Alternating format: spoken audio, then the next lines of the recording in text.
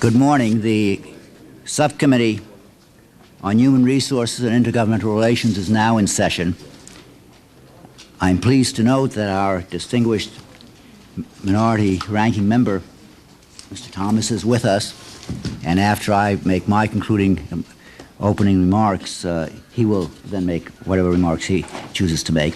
Before I make my opening remarks, let me take note of the appointment of Lamar Alexander as the new Secretary of Education, and to indicate how pleased I am by that appointment. I had the pleasure and privilege of serving with Mr. Alexander on the Advisory Commission on Intergovernmental Relations and consider him to be an outstanding public servant. And I think that the President really needs to be commended for making that appointment.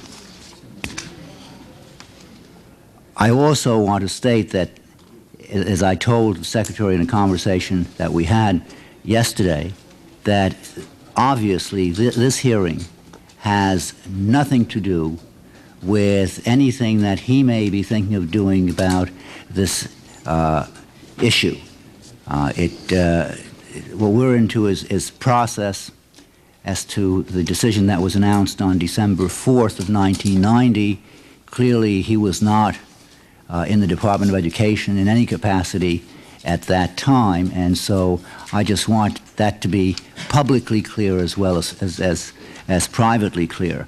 I expect that the Secretary will be reading the transcript of these hearings, and perhaps on the basis of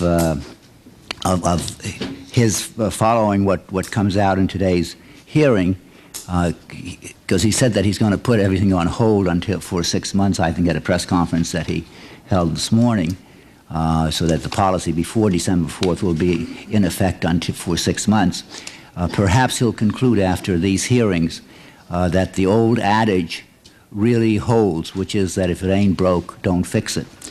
In any event, on December 4, 1991, the U.S. Department of Education abruptly declared that minority scholarships were illegal.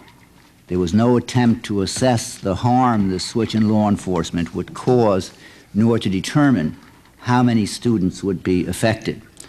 The department chose to establish its new policy in a case involving promoters of a college football game in Arizona, the only state that had voted not to celebrate Martin Luther King's birthday as a holiday. The promoters of the Fiesta Bowl had hoped to use race-specific financial aid to correct the tarnished image Arizona's vote against the civil rights holiday had left on the state. The department's timing could not have been more inappropriate. On December 18, after a firestorm of protest, the department seemed to back off its position, but not really. Even after their, quote, modification, colleges and universities still cannot use their own funds to pay for race-exclusive scholarships. Today, we will review the process that was used to change federal policy. The actions of the Department of Education are extremely important because cultural and economic conditions that restricted minority students from entering colleges remain. Minority students continue to lag far behind their white counterparts in percentages of high school graduates entering college. 2 years ago, this subcommittee prepared a report that found many state affirmative action plans to be poorly funded and enforced half-heartedly. The plans were not working because there was simply not enough commitment to do more. Despite overwhelming evidence that the plans had failed, the Department of Education did away with many of those affirmative action plans, and now it wants to worsen the damage by eliminating yet another method to correct illegal discrimination.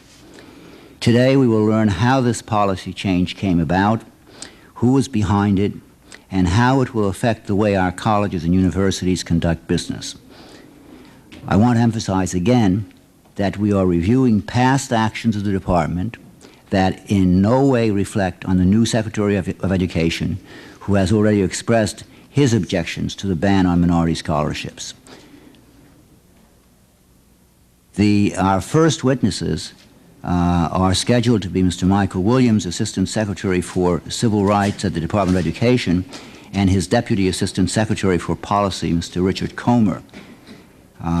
We will also hear from University of Michigan Law Professor Ted Shaw, the College Board, and the National Association of Independent Colleges and Universities.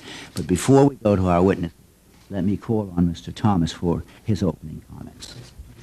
Thank you very much, Mr. Chairman. First, let me tell you how pleased I am to be able to serve with you on this committee and look forward to exploring many areas of mutual concern during the year. I want to thank you also for holding this meeting, and Mr. Williams for being here. There are a few issues in this country as important as guaranteeing quality educational opportunities to all Americans. The hearing this morning, combined with the announcement of the Department of Education, will give us a good opportunity to look into this matter. Civil rights is a complicated issue, as complicated as any as we'll face during this Congress, placed at the top of many agendas, albeit for differing reasons. But an important point needs to be made. Both President Bush and the Congress are committed to equal opportunities in employment, education, and housing.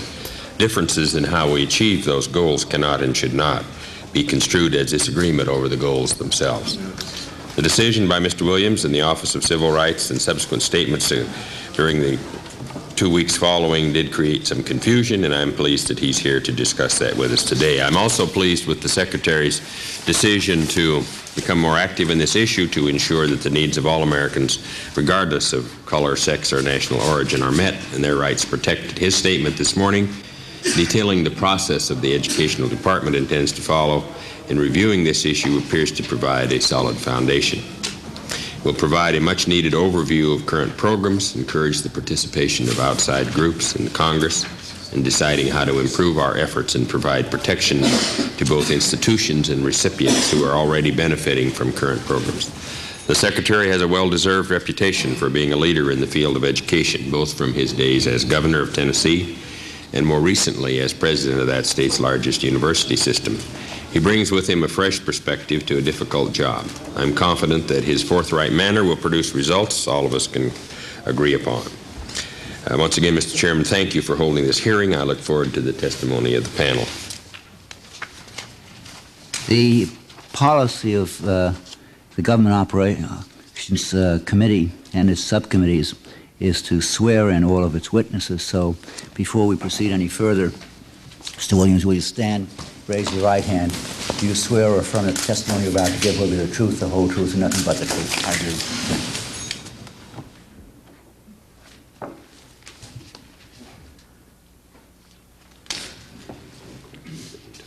Before I go to questions, Mr. Williams, the letter that was sent to you on February, well, before that, when did we send a letter of invitation?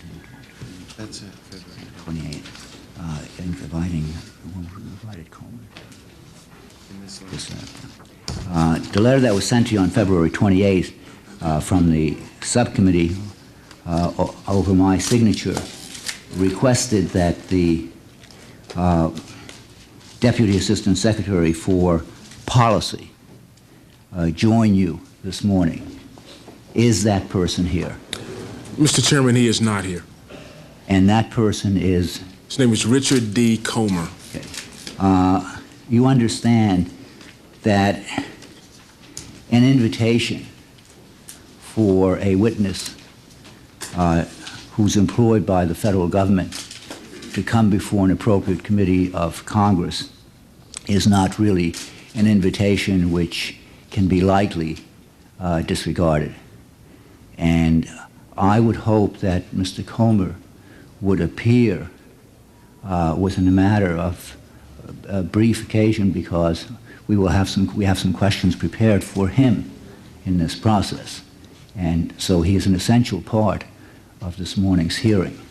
So perhaps one of your staff people can get on the phone and urge Mr. Comer to come here on the basis of the invitation rather than by other legal process. As the Assistant Secretary, Mr. Chairman, I am here willing to answer your questions, and I will attempt to answer those that would be propounded to Mr. Comer.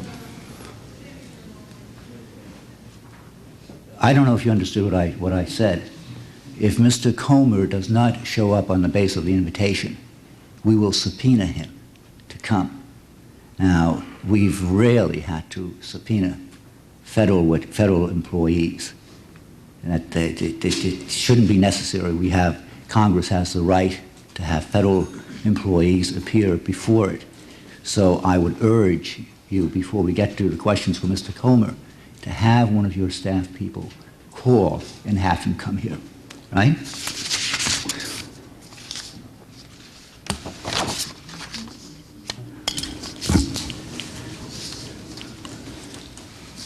Mr. Williams, give us your title, would you? I'm the Assistant Secretary for Civil Rights, United States Department of Education. And when did you assume that position? July 6, 1990. Does the Office for Civil Rights operate under the principle that this country has had a history of discrimination against minority students? The Office for Civil Rights recognizes that there has been many forms of discrimination against minority students and other students as well, Mr. Chairman. Over the years, the Department of Justice has sued state systems of higher education to force them to desegregate. Your own Office for Civil Rights has ordered higher education systems to desegregate. Federal courts have ordered school systems to desegregate. Were these actions ordered under Title VI of the Civil Rights Act to eliminate the vestiges of illegal segregation? In those instances, yes, Mr. Chairman, they were. Do you agree that many state systems of higher education at one time had legally segregated schools that discriminated against black students in particular, that the Supreme Court and the Congress said that those systems were illegal, and that any vestiges of those systems that still prevent minority students from having equal access to education must be eliminated? I'm aware of that.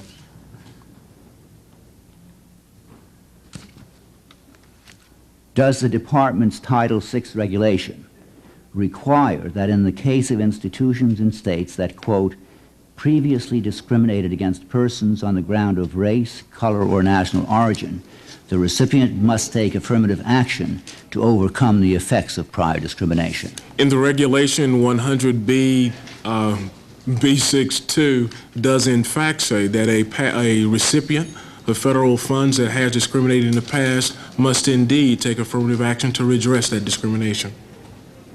Does the Title VI regulation require that, quote, even in the absence of such prior discrimination, a recipient in administering a program may take affirmative action to overcome the effects of conditions which resulted in limiting participation by persons of a particular race, color, or national origin? That the possibility, the permissibility of taking affirmative action for that recipient that is not a past discriminator is indeed in the federal regulations.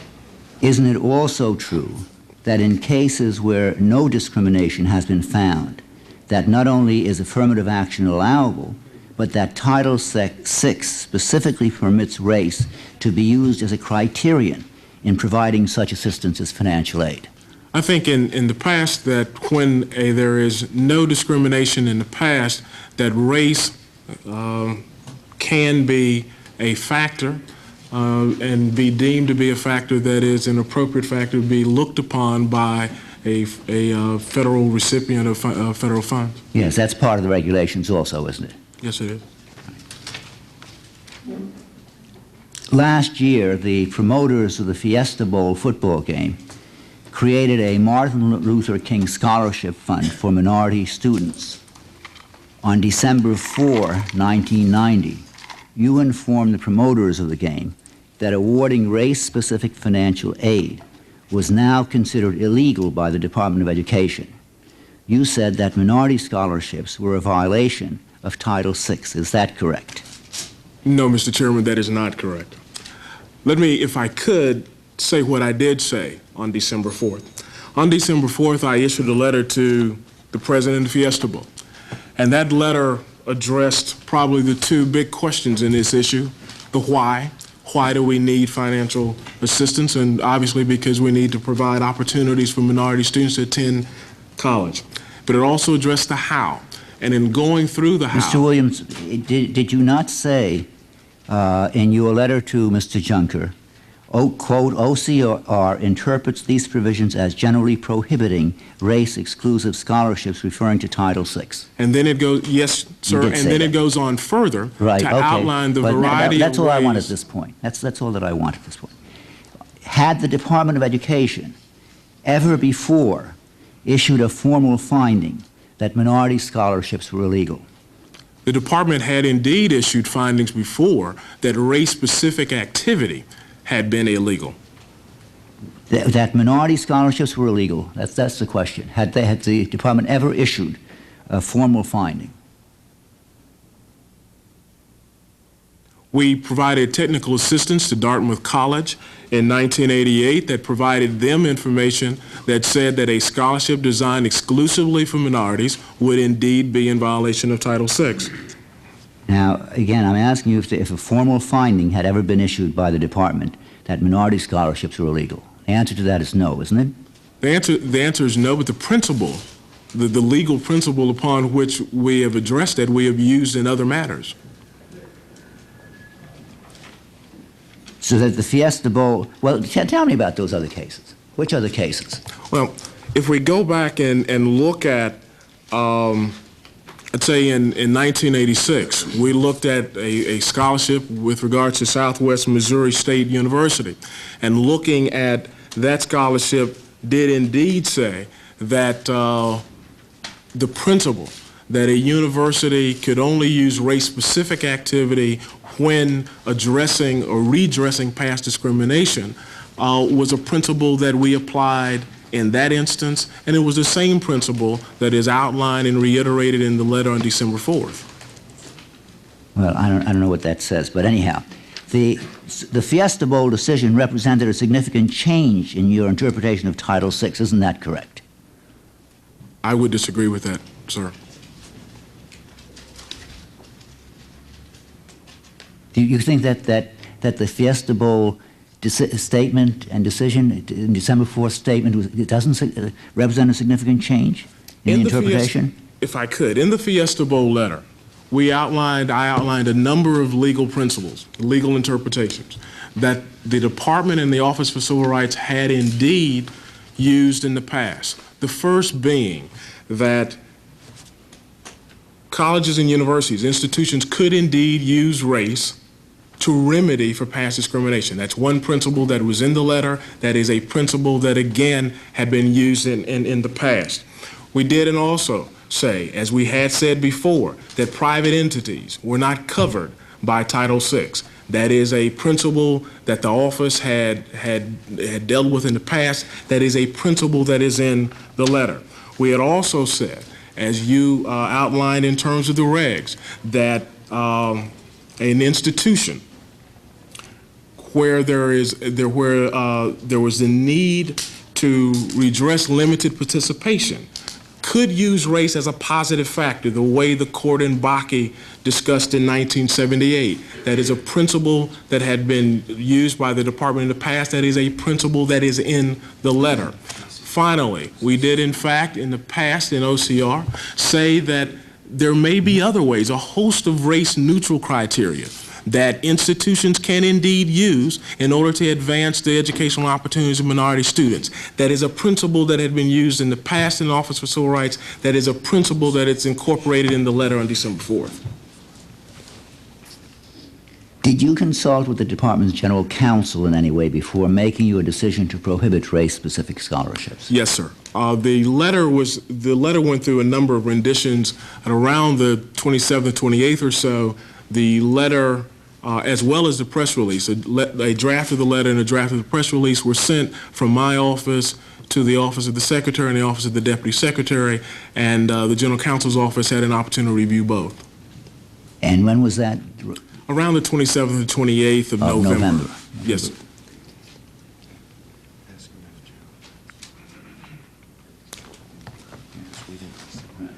Did general counsel give you a written opinion on this? No, sir. Or what did you get back from general counsel?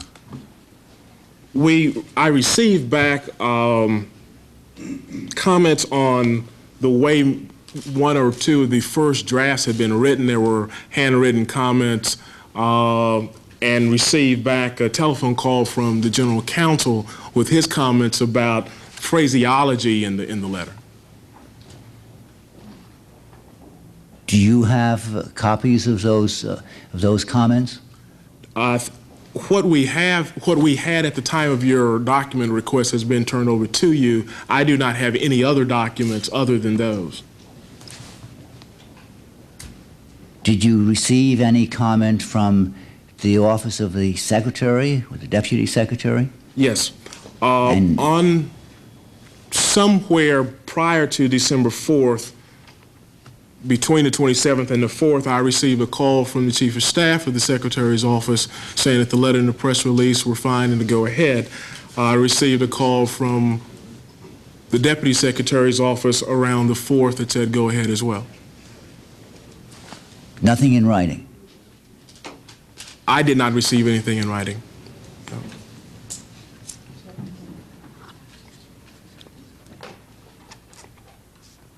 Did you consult with anyone at the White House or the Office of Management and Budget about the minority scholarship decision? No.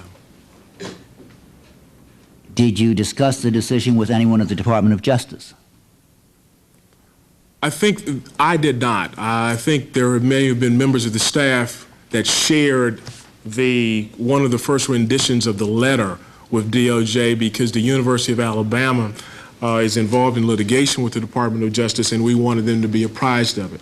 But I did not personally share it with my counterpart at the Department of Justice, and nor did I receive back anything in written form with their comments, if they had any. Well, let me see if I can get it clear for the record. Was a copy of the letter and the policy embodied therein forwarded to the Department of Justice for their comments? It is my recollection that a copy of one of the earlier renditions of the letter was indeed sent to some staff person at the Department of Justice. That person I do not know.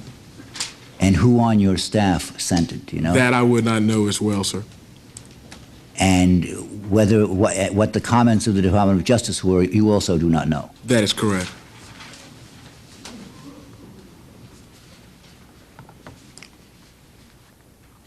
You provided the subcommittee with a draft memorandum entitled quote, recipient provisions of race-specific aid, end quote. In this memorandum, you outline why you believe race-specific scholarships are illegal. In the draft, you state, quoting again, this memorandum supersedes all prior or OCR policy documents on the subjects. Is that correct? That's correct.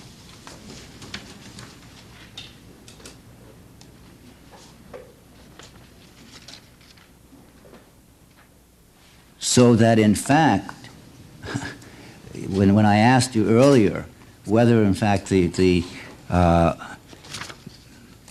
Fiesta Bowl policy decision was a significant change in policy, when you said no, that's inaccurate, isn't it? That draft that you're looking at, sir, has never gone out. We have not issued a draft policy to the staff of the Office for Civil Rights as it relates to the minority scholarships. That is a document that was in the process of being developed. But this is the policy that supports the Fiesta Bowl decision, isn't it? That is a policy that was being developed at the same time as the Fiesta Bowl letter was developed, and it has in it the same legal interpretation that is in the letter. And that's a draft memorandum to your staff, is that correct? That would be, yes. So that they're aware that in fact it was your policy? They would be aware that is the policy that has been enunciated by the Office of Civil Rights, yes. According to the May 1, 1978 Federal Register, and I quote, the Office for Civil Rights will hereafter publish all major policy determinations in the Federal Register and systematically provide copies to organizations representing beneficiaries and recipients of federal financial assistance, close quote. Was that policy rescinded and was notice of its rescission published in the Federal Register? There was no attempt to announce national policy of general applicability, so the answer to that is no. The Fiesta Bowl letter was not an attempt to announce policy, national policy, or to change policy as it relates to this issue. The Fiesta Bowl letter. How can you say that in the face of that draft memorandum? The draft memorandum was never issued. The draft Never mind that it memorandum has wasn't not gone issued, out. but how can you say that in fact there was no intent? The intent, if we look at the letter, if we could, the first paragraph of the letter says to Mr. Junker, I commend your efforts at advancing minority opportunities in education. And it goes on and lists the kinds of legal interpretation. But the last part of the letter says and talks about the provision of a senior attorney to the Fiesta Bowl to assist them, to provide technical assistance to them, to assist them in developing scholarships at the University of Louisville and University of Alabama that would advance the educational opportunities of minority students. This was an effort to provide the Fiesta Bowl with technical assistance so that they could then go about the business of providing educational scholarships to advance the educational opportunity for minority students. That's what this is. This was not an attempt This is to an announce effort to national- help the Fiesta Bowl people. That's what the letter says, and that's what it says clearly on its face. Following the Bakke decision, the department published in the Federal Register policy interpretations of the Title VI regulation. Did you at least publish your December 4 policy interpretation in the Federal Register as the department did after Bakke? No, because it was not an attempt to announce policy of general applicability. Well, I have to draw the conclusion that you believe that major changes in enforcement policy should no longer be publicly reviewed. No, that would not be the case, Congressman.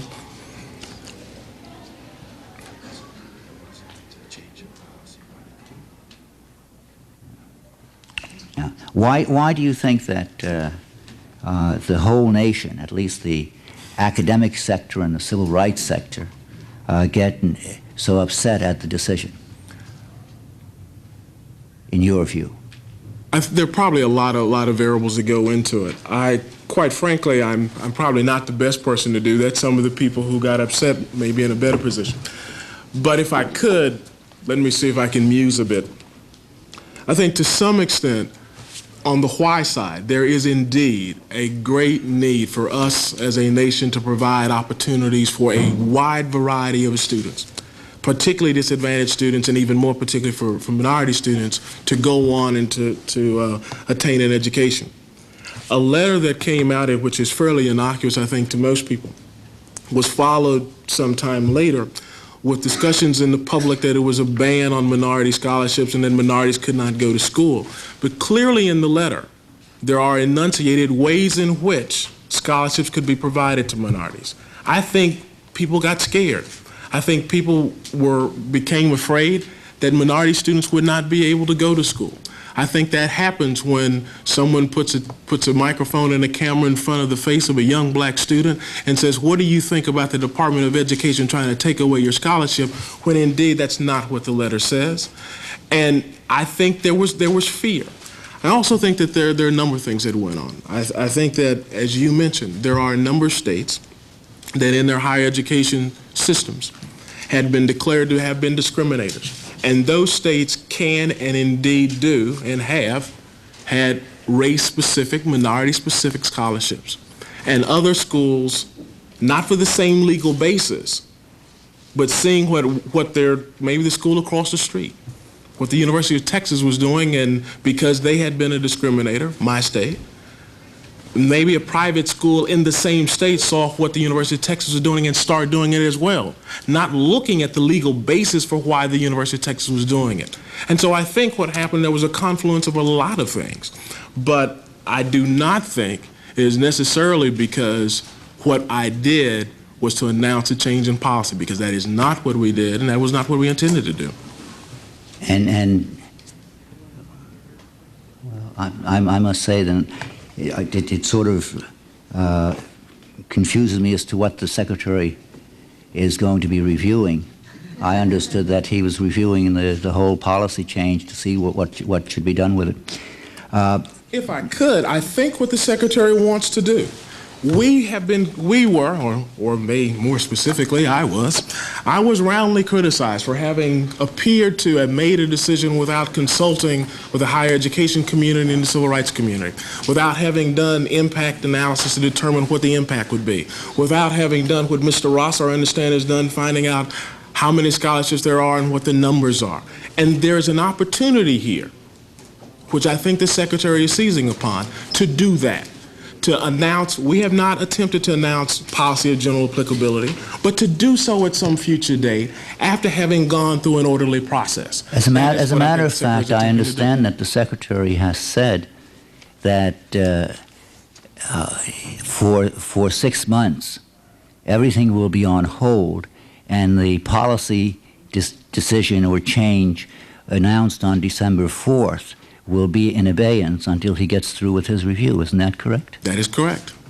So that, in fact, he is putting that policy change, which you announced on December 4th, on hold. To say that means that you have to assume that there was a policy change which has to be held in abeyance. I do not think that's what the Secretary is saying, Congressman. Okay. Tell me if you know, what are the Civil Rights Act's requirements in regard to the Administrative Procedure Act? I'm not aware. Well, let me tell you, the regulations, and I'm quoting, regulations issued under this section shall be in conformity with the standards and limitations of the Administrative Procedure Act. And the question that I have then is, does the Title VI regulation meet the Administrative Procedure Act's definition of a rule? The answer to that is yes.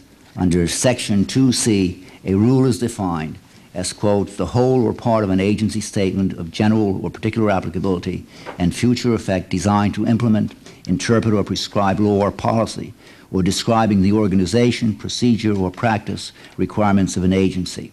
Now, did your December 4 policy statement on minority scholarships change the way the Department interpreted and enforced its Title VI rule? It did not, and it was not intended to be a policy statement.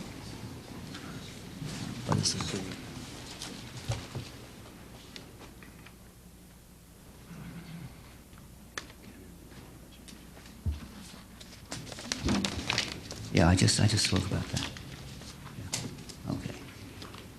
Now, Section 553 of the Administrative Procedure Act requires major policy changes, and I have to assume from the Secretary's news release and press conference that, in fact, he considers it to be a major policy change that he's reviewing.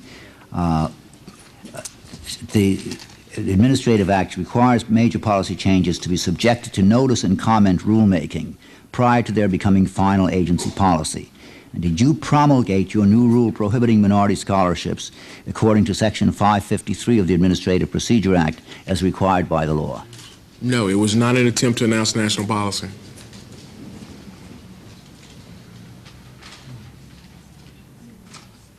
This wasn't the Secretary. This is...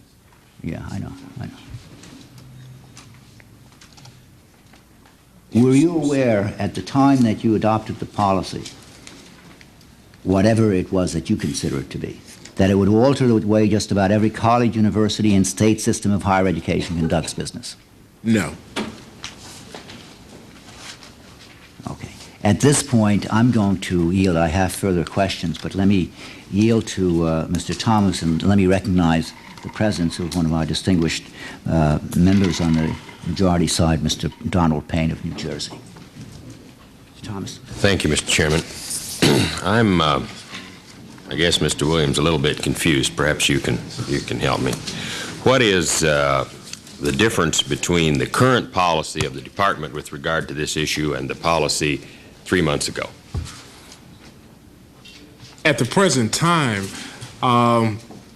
we are encouraging colleges and universities to do that which they were doing 3 months, 4 months, whatever time ago, and to participate with the department in the review that's being conducted now, and to await any decision that the department may make 6 months or so from now. And so at this point, it is full steam ahead, go ahead and do those things that you had been doing. I guess that's what I assumed. I'm not quite sure what we're after, because the policy, in fact, hasn't changed, isn't that? If I could do this, to talk about what the policy may be in the future would be to some extent prejudge. I mean, I'm review, talking and I about don't wanna do today. that. I'm not talking about the result of what the Secretary has now suggested be done. No change at all. No change.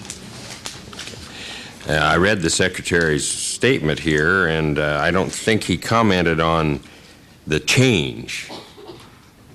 And indeed, he commented on 10 years of different kinds of regulations to evaluate them and to come forth then with the position of the department. Is that correct? I think it is probably fairer in terms to discuss what I think the Secretary is intending, but obviously he would be in a much, much better position to address what he's thinking than I would be. But he's saying that what we want to do is to get to the place where there is a policy. And I do not see that as having to been a critique one way or another on December 4th or even December 18th. It is a process to get to what would be a policy that would be consistent with Title VI in the Constitution. In the past, the Office of Civil Rights in the Department has upheld cases that permitted race-based programs that benefited blacks and other minorities. Could you explain how the programs differed from the situation involved with the Fiesta Bowl? Well, I mean, the principles may have been the same. I mean, we did, in fact, on one or more occasions, look at scholarships, the scholarship programs, and approve those when those programs were for the benefit of minority students. One that would come to mind immediately would be in 1989, where the department approved a scholarship that that you would be well aware of, a scholarship created and established by this Congress, the Patricia Roberts Harris Scholarship. And the underlying theme, while it is a theme that was not recognized in that finding, the underlying theme is that Congress has certain powers to engage in affirmative action that states or colleges and universities don't have. And so there have been a wide variety of bases, and that's what the framework of the review is, to identify what are the appropriate bases for determining when it is proper to have race-conscious activity. In your letter, and I'm not sure if you had a chance to fully explain it, but as I recall, you set forth some procedures in which they could accomplish the goal that they had initiated. Would you explain how you provided to do that? I think there are two principles, and one that I just mentioned. I mean, Congress, obviously, when it creates a scholarship, has certain powers to do that.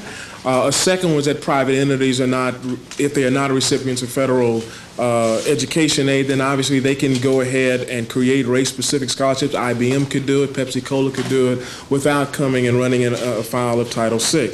But when you look at the colleges and universities themselves, one of the ways is that the law recognizes that discriminators ought to redress and remedy past discrimination. And that is one of the things that is mentioned in the letter. We know, as I mentioned earlier, my state of Texas is one of those states that is a past discriminator. While some of us may not like that idea, that happens to be the fact. And so the state of Texas, having been a past discriminator, is in a position to remedy and use race-specific conduct to do that. The interpretation of the thinking that went into the letter is that applying the principles of the Bakke case that say that you can use race as a factor among other factors to redress when we've identified that maybe a race there's underrepresentation of things of that nature. But it says that each individual still must be able to compete for each financial aid opportunity, for each scholarship, but race can indeed be a factor. And then the last element that was in the letter is that obviously we can use race-neutral criteria. We can have scholarships for the low income, or scholarships for students from single-parent homes, or scholarships for students from school districts that have not performed well.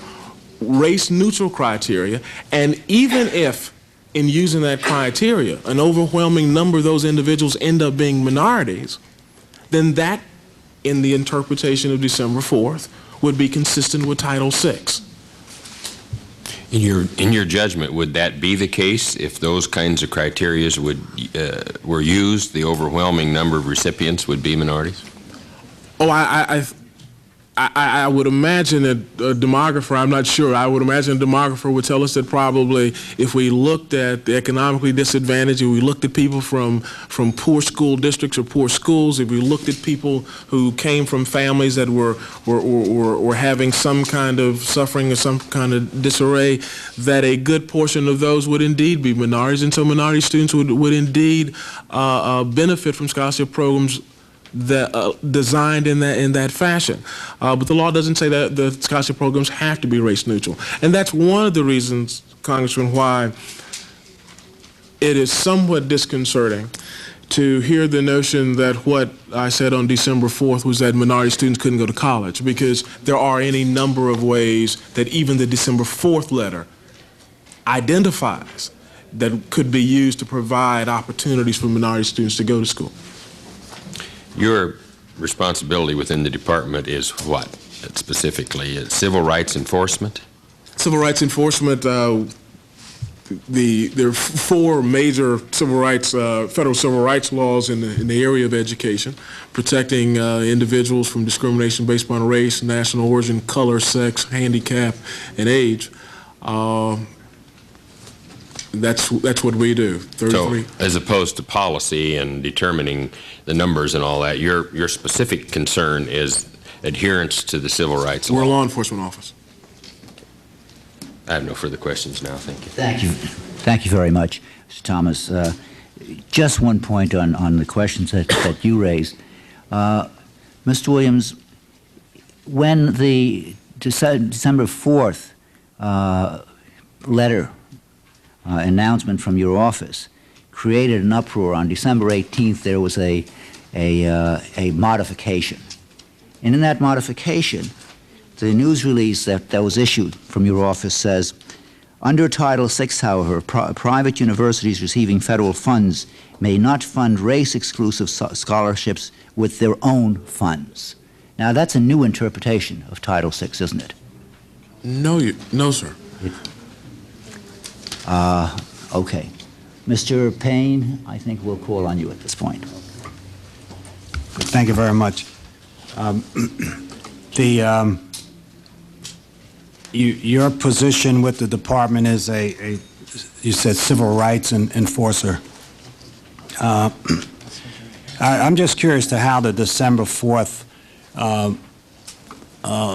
press release came about. You started reading Title VI and felt there had to be some enforcement of civil rights, since that's your main job. Whose civil rights were you enforcing? I mean, I don't, I'm confused. I'm glad that my colleague asked the question about your position, and when you clarified it, that you are the enforcer of civil rights, that even confused me somewhat more. So if maybe you can lay that out slowly, I understand.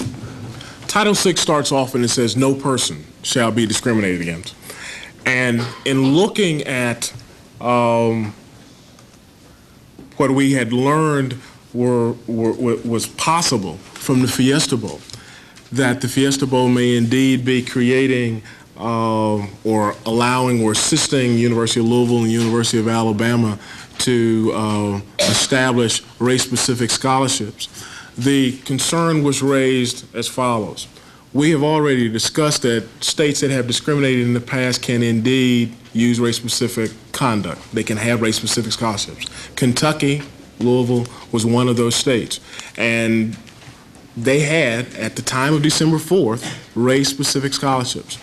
But the law also says that the reason we allow people, institutions, to engage in race-specific conduct, race-specific affirmative action, because they've discriminated in the past. But once they are no longer deemed to be a discriminator, then they can no longer engage in that kind of conduct.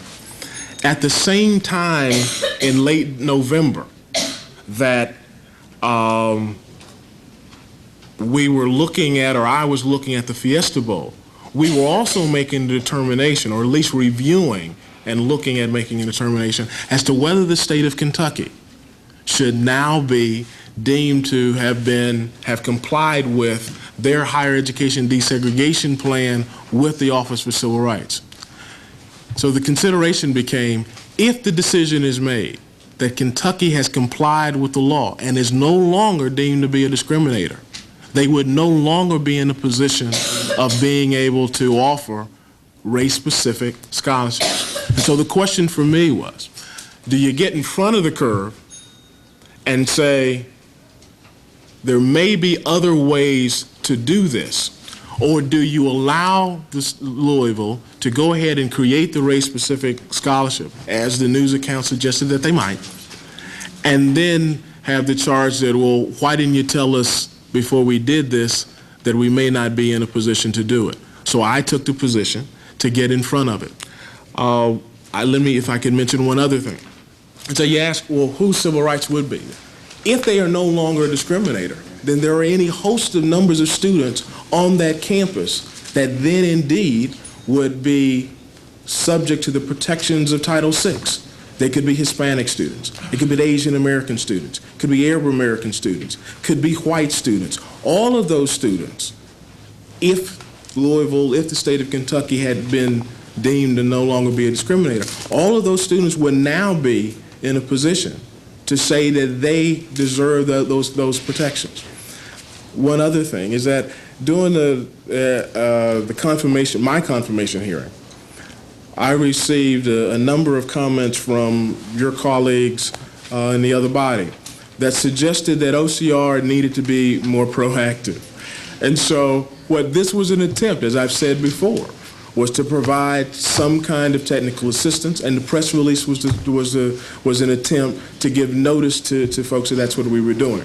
The last thing that went into it was that we have not had a number of matters in this area in the past, but we do indeed have at the time of December 4th, 6 complaints in the office alleging that individuals in financial aid programs had been discriminated against. Those individuals being non-black individuals. And so, I mean, there are, again, a sort of a myriad number of factors that sort of went into it. Would the gentleman yield just one question? Mr. Williams, you already agreed in the question that I asked you earlier that the Title VI regulations say, for example, quote, even in the absence of such prior discrimination, a recipient in administering a program may take affirmative action to overcome the effects of conditions which resulted in limiting participation by persons of a particular race, color, or national origin. So how can you then take the position that because Kentucky had corrected its problems, it cannot utilize this provision of Title VI? Because when we go, Congressman, to the Bakke case, Bakke case tells us a couple of things. It tells us, number one, Bakke case has to do with admissions. And the principles apply as well to financial aid. Not according to the language of the Bakke case, if you read it.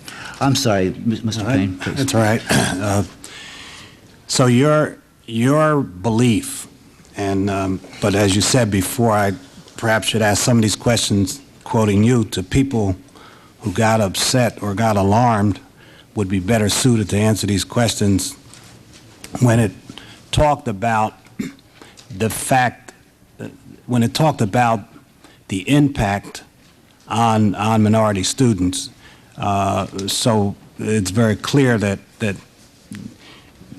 in your opinion, no damage was done, or that the wrong signals, which in my opinion were sent, went out from your office.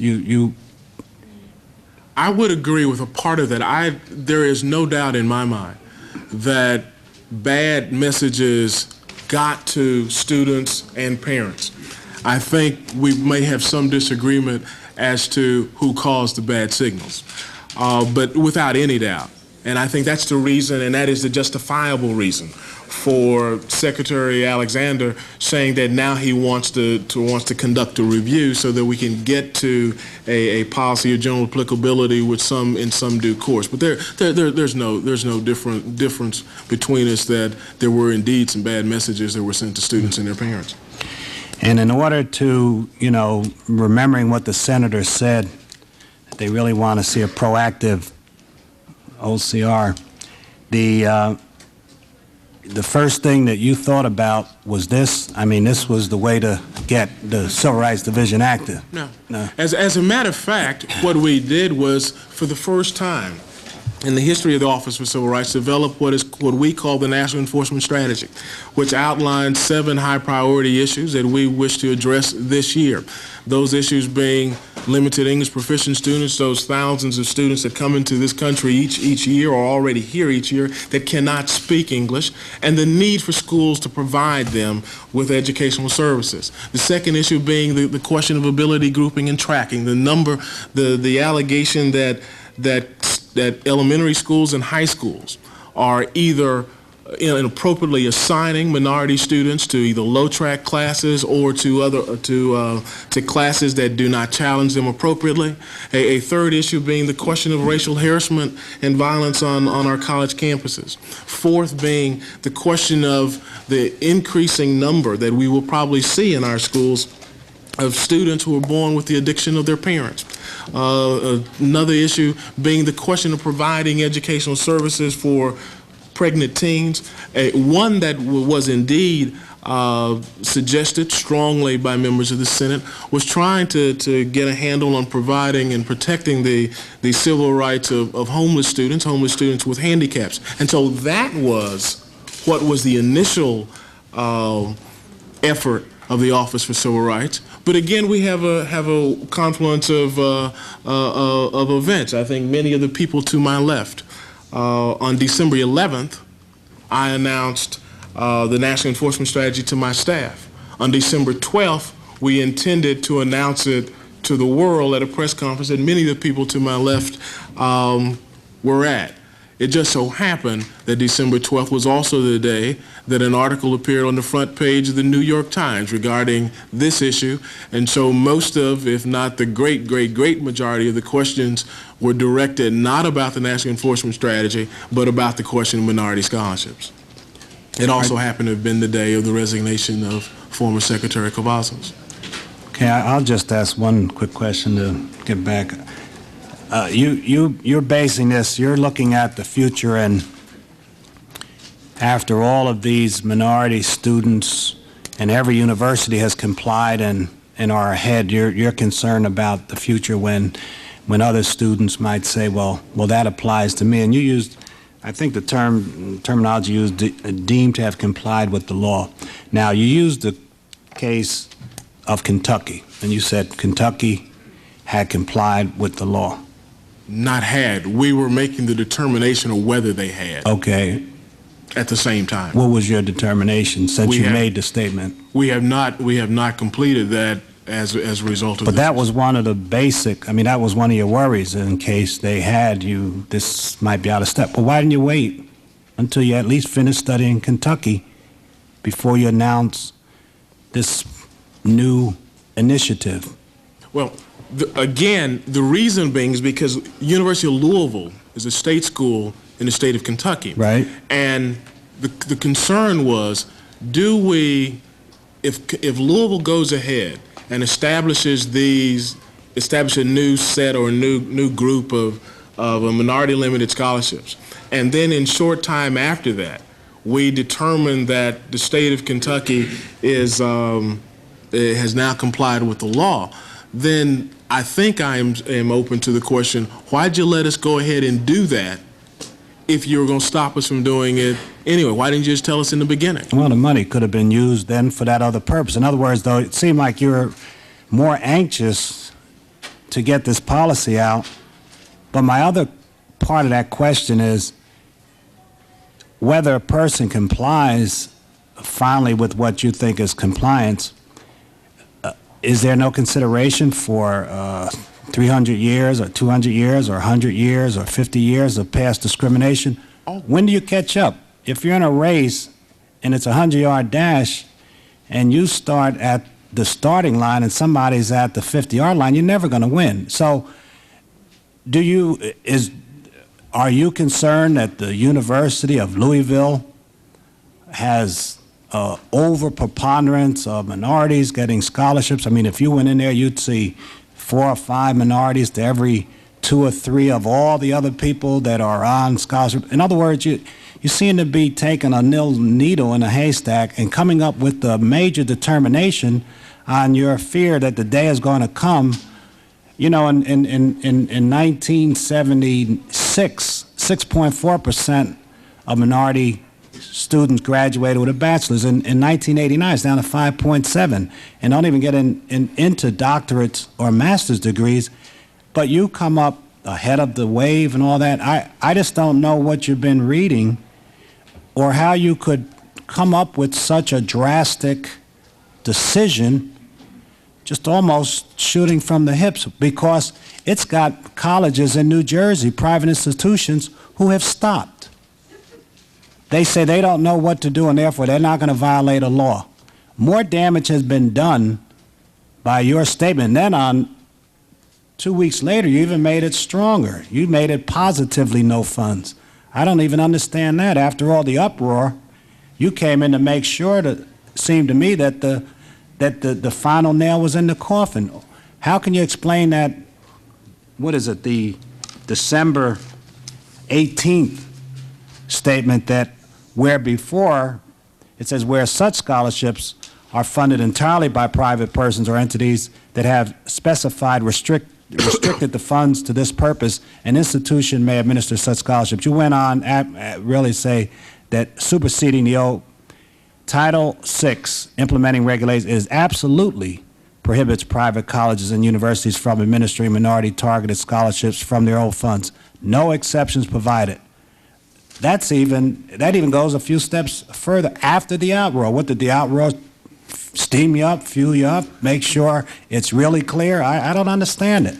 See if I can go back with the first statement about the recognition of many years of discrimination. Not only do I recognize that there's a responsibility for past discrimination to remedy it, the law does as well, and that is in the Fiesta Bowl letter. It says that if a recipient may adopt or participate in a race-exclusive financial aid program when mandated to do so by a court or administrative order, court action plan, or settlement agreement, when it is a proven discriminator, they can indeed engage in race-specific conduct. The second part with regards to institutions in your state or in states around the country that are asking the question, what do we do now? I think the Secretary said today fairly clearly that what you do now is to go about the business of trying your best to get students into your school and go about the business until the department says anything to the contrary. And so if there needs to be a message, another message sent, then the message is... Don't say anything, though. Let somebody else say it. I will take that. If there is a message, the message should be that go about the business of trying to encourage and bring students onto that campus. All right, Mr. Chairman. Thank you, Mr. Payne. Mr. Hobson? I'm pleased to, in fact, recognize Mr. Hobson, who is a distinguished member from the state of Ohio. I have 3 things, and then I'd like to make a little statement at the end. Do you want to explain the Bakke case? Bakke sets out a number of principles. The first one being that that in order to engage in race-specific conduct, there must be proven instances of discrimination against that race by that particular institution. Second principle that I read in Bakke is that the question of societal discrimination, not discrimination by that specific institution, but that the society has discriminated against one or more race or ethnic groups in the past, is not a basis for engaging in race-specific remedial conduct. A third issue is the one which is in which we at OCR have in the past recognized in the second affirmative action provision in the regulation, and is the question that even if you haven't been a discriminator in the past, even absence of discrimination, that we recognize that what you want on a college campus is something called diversity. But diversity on a college campus is, as I read Bakke, is something a little bit more than racial diversity. It means you want income diversity, you want a rich kid, you want a poor kid, you want one from the Midwest, you want one from the South, you want a black kid, you want a white kid, you want a guy who worked all summers, you want a guy who's never had to work a day in his life, because you want a lot of different kinds of people. And because you want, as the court said, as Justice Powell said in Bakke, what you want is a robust exchange of ideas, and you get that by having a lot of different kinds of people, but not just race diversity.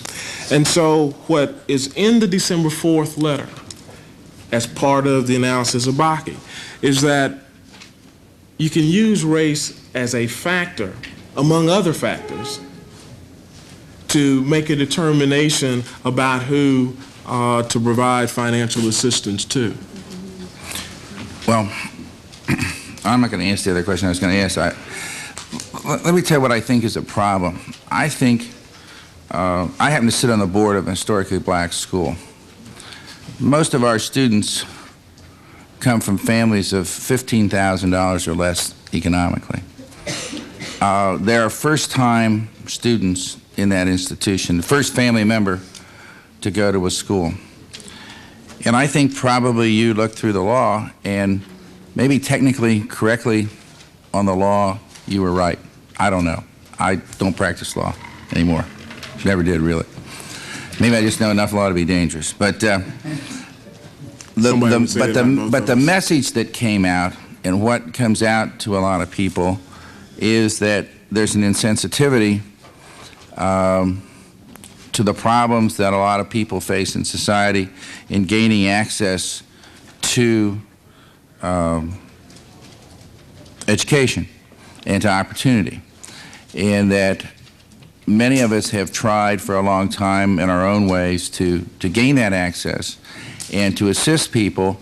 And the message, while technically, legally, I don't want to get into that argument because I'm not qualified to get into that.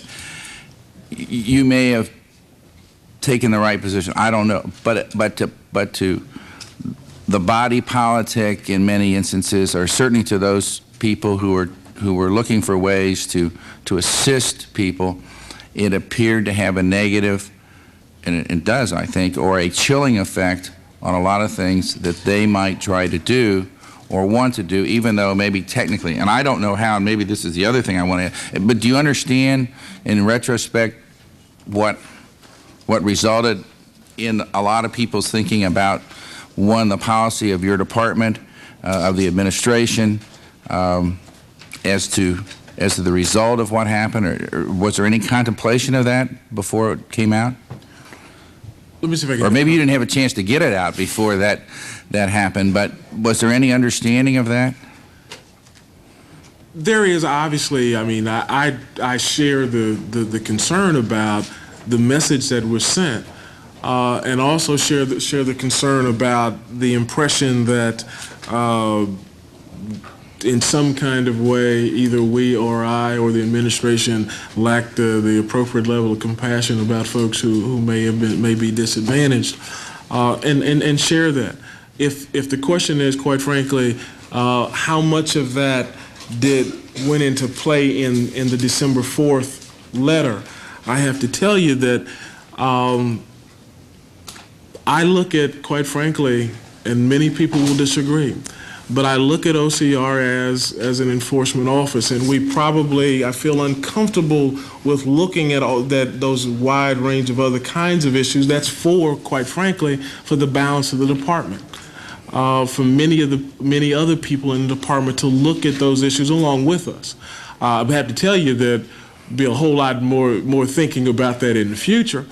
But it's an enforcement office. And I think we have to be careful when you have enforcement officials licking their fingers and sticking them up in the wind and trying to figure out which way the wind's blowing. It's not a question of, I don't think it's necessarily wind.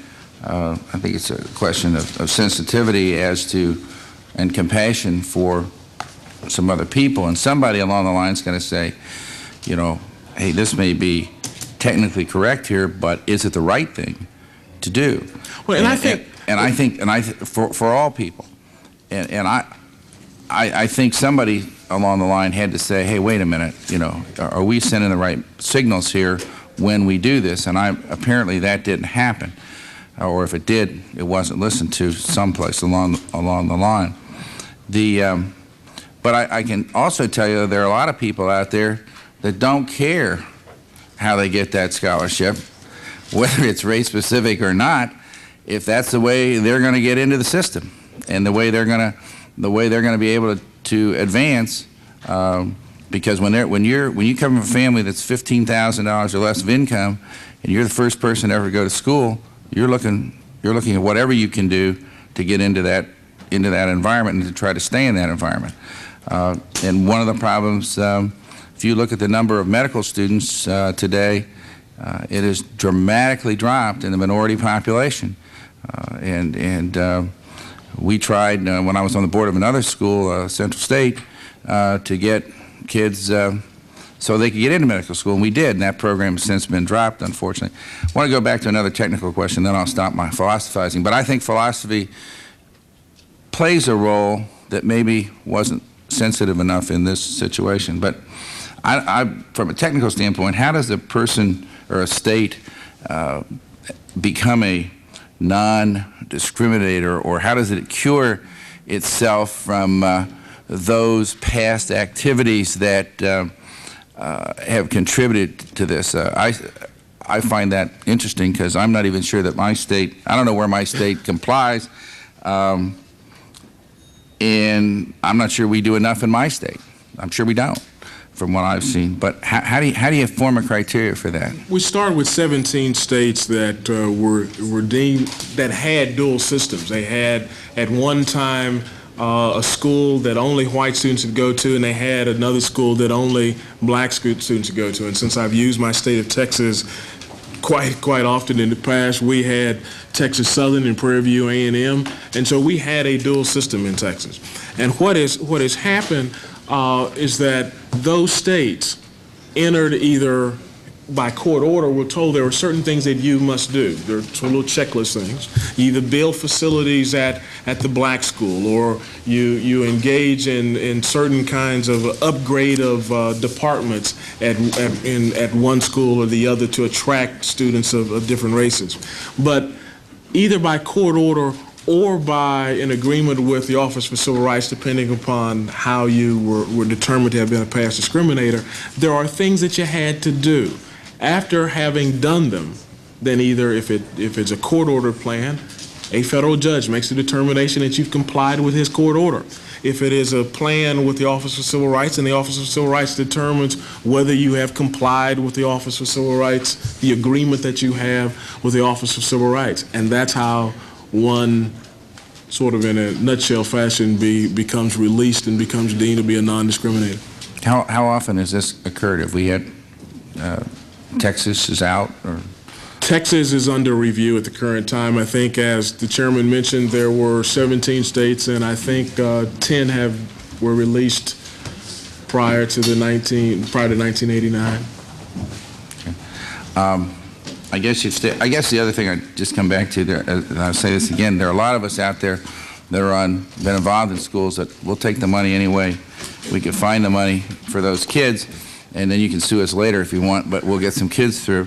And I just hope that there is more, as a result of this, there's more sensitivity to this issue. I think one of the things that is needed is not only compassion, but sensitivity to words and to actions, and how they appear beyond the legal side, how they appear to people in society, and as they function and try to achieve good status. And you know, if I look at your background, you got a wonderful background. We just want to see more people be able to do the same things that you've done. I would agree.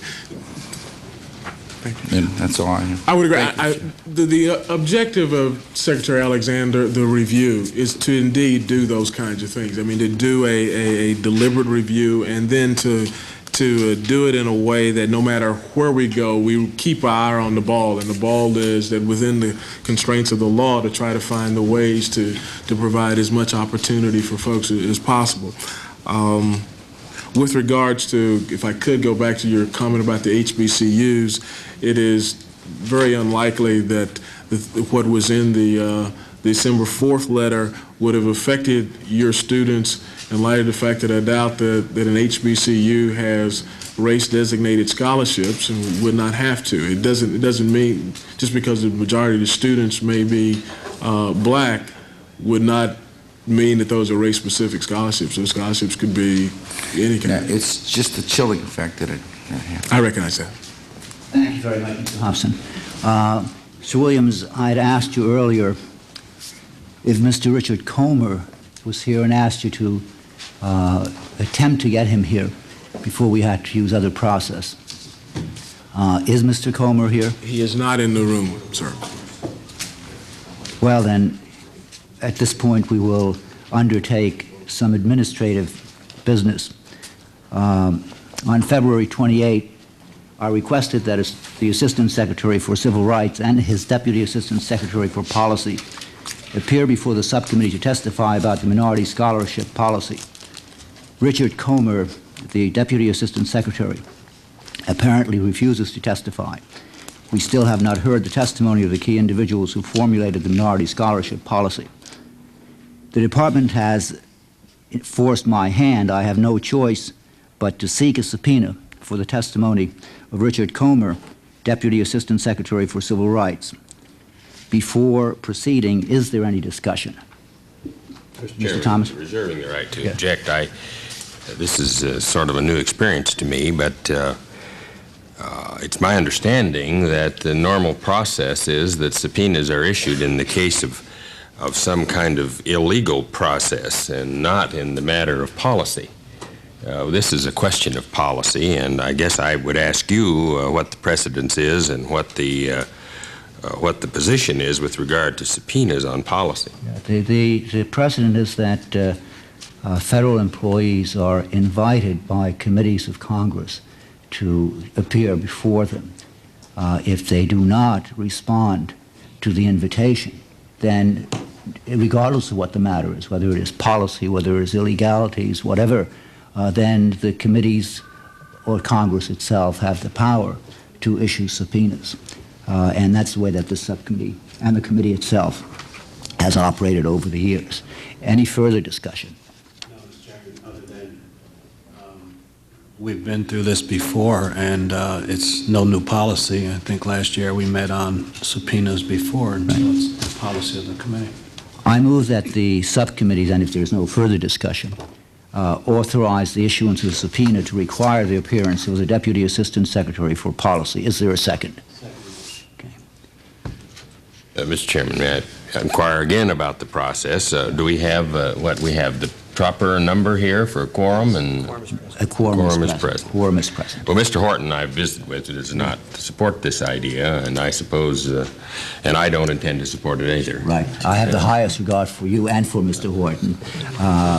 A copy of the proposed subpoena will be entered into the record.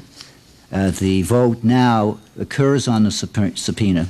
The clerk will call the roll. Mr. White? Yes. Mr. Waxman? Aye by proxy. Mr. King? Aye. Ms. Mink? Aye.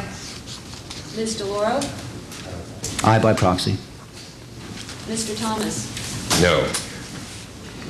Mr. Zella? No by proxy. Mr. Hobson? Mr. Sanders? Aye.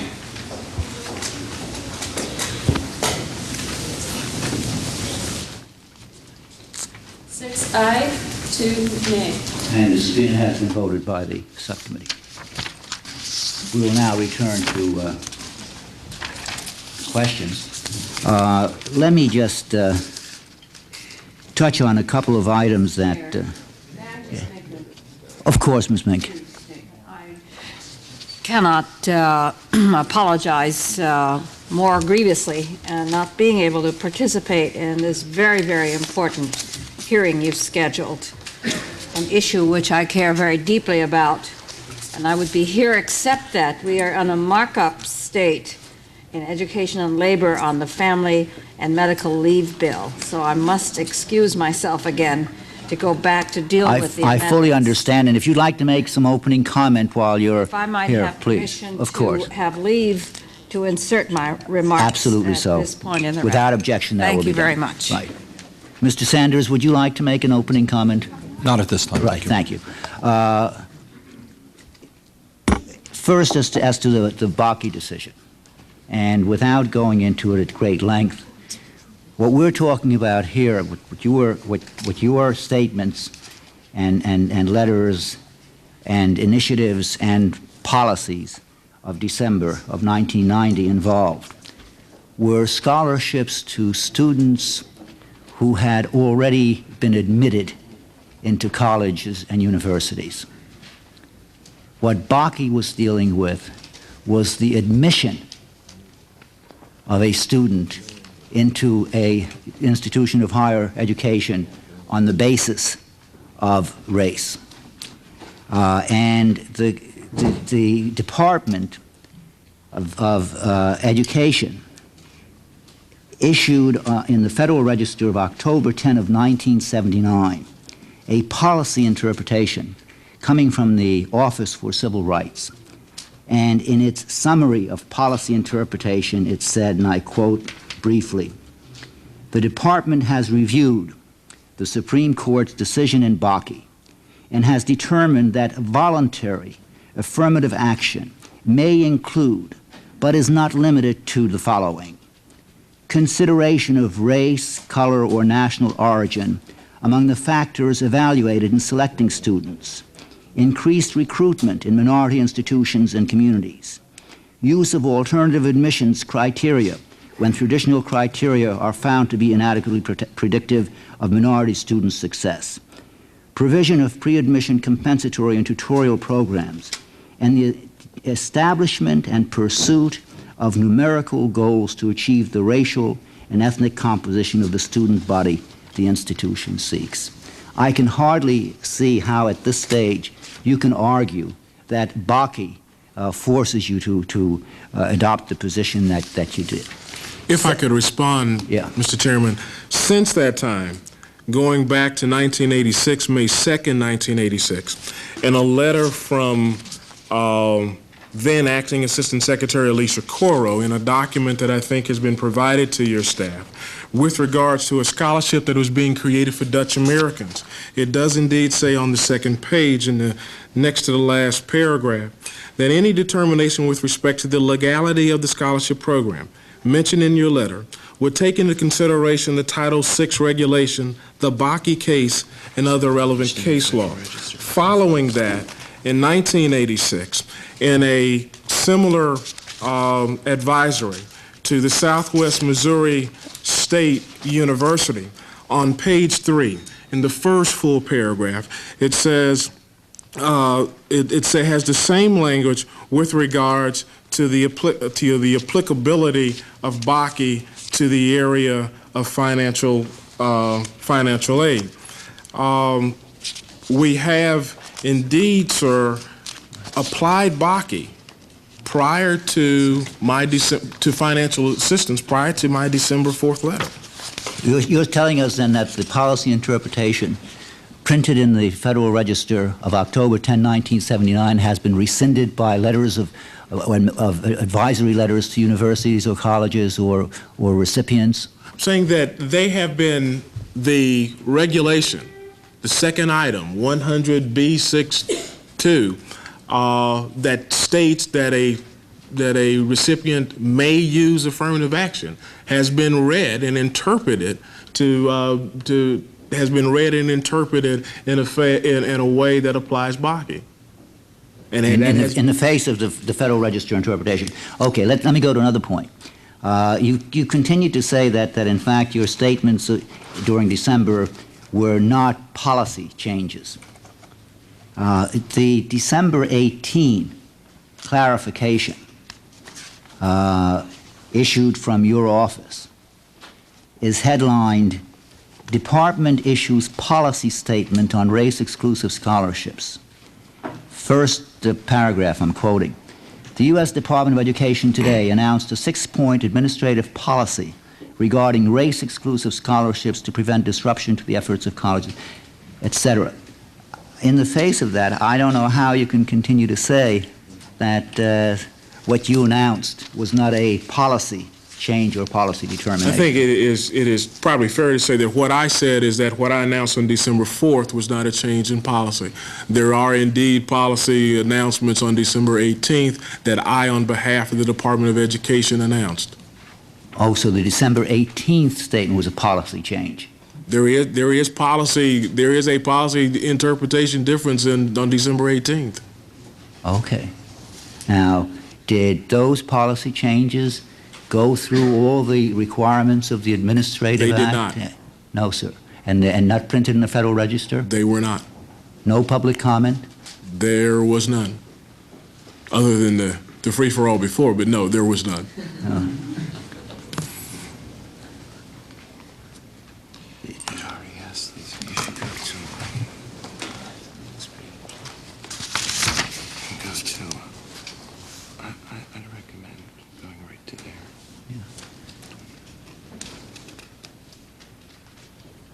Were you the Assistant Secretary for Civil Rights on May 1, 1990?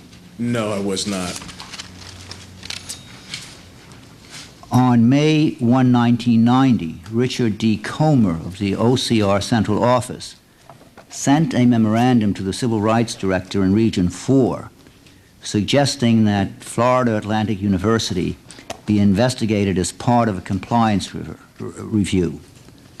Now, Mr. Comer is not here yet to testify about that. And I really don't want your secondhand testimony about it. We'll get it from Mr. Comer.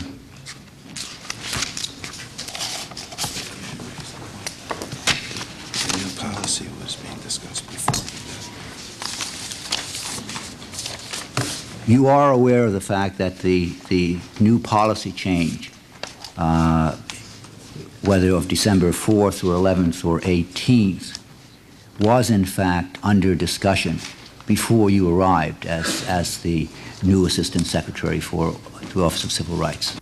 Continue to have the discussion about whether it was a change or not. I am aware well, that the you said office that as far as the 18th is concerned, there was the no 18th, question. the policy change was that provision that dealt with the use of private funds, with privately designated funds, and that would be the policy change. Right, difference. okay. The balance of that, I would still contend, would not be a change, would have been a policy change. I am aware that the Office for Civil Rights was indeed developing a policy guidance document prior to my arrival.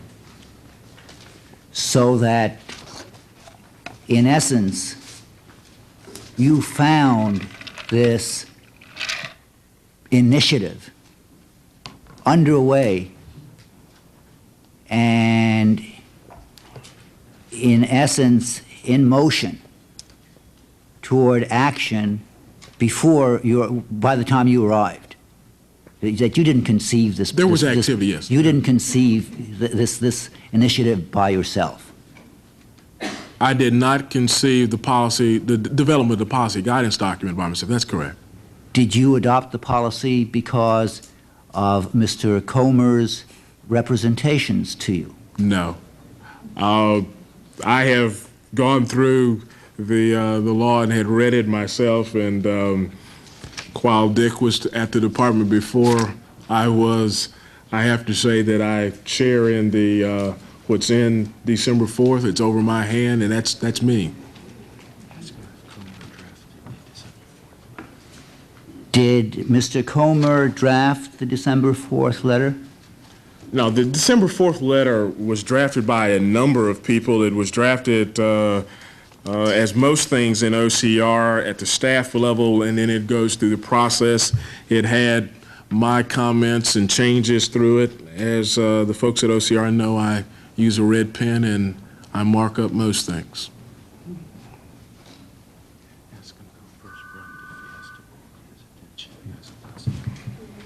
Who first brought the Fiesta Bowl situation to your attention as a matter which you would want to pursue? A staff attorney in the Office of Post-Secondary Education brought it to me, directly to me, and then I called Dick. And what did you say to Dick? Dick being Mr. Comer, yes? Yes. Staff attorney brought it to me, having just read an article in one of the sports pages in somebody's newspaper.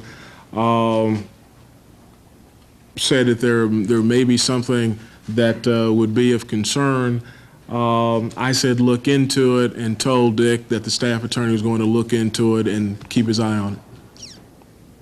That these folks are going to provide some minority scholarships and we ought to go after them. That's not the way the conversation went. The conversation was is that, as I've explained before, in light of our situation with the state of Kentucky, and how it may impact upon that situation and that review.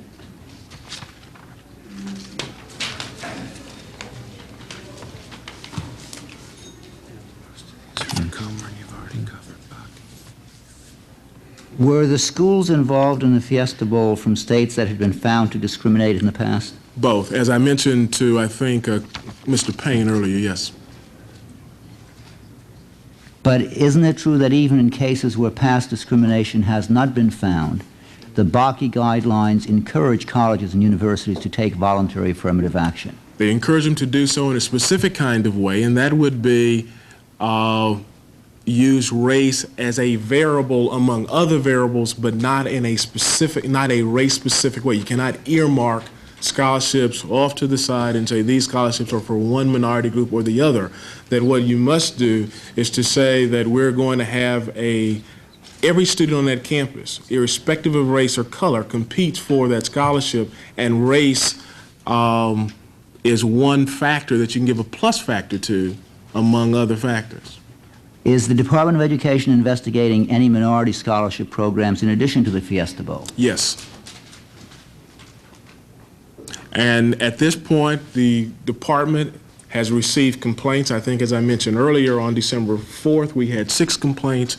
We are investigating those complaints. We will not be issuing any letters of finding on any of those complaints until after the review is being conducted currently.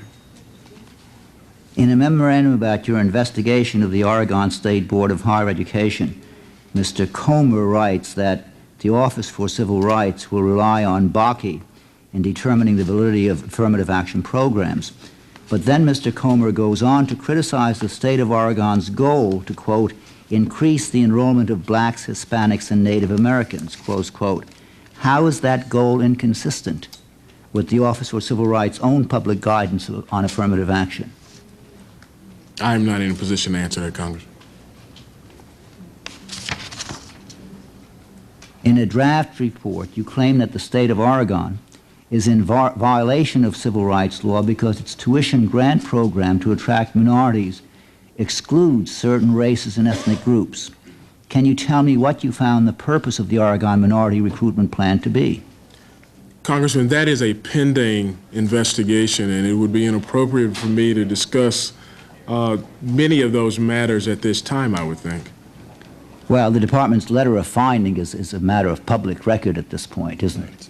It's a draft. The draft letter has not, and I think our agreement, and I may be wrong and staff may be in a position to provide that information to me, is that that information will not be released to the public.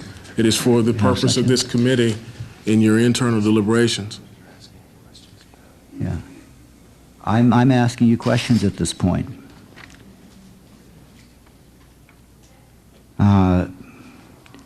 I won't pursue that question, but I think that the earlier question that I asked makes the point.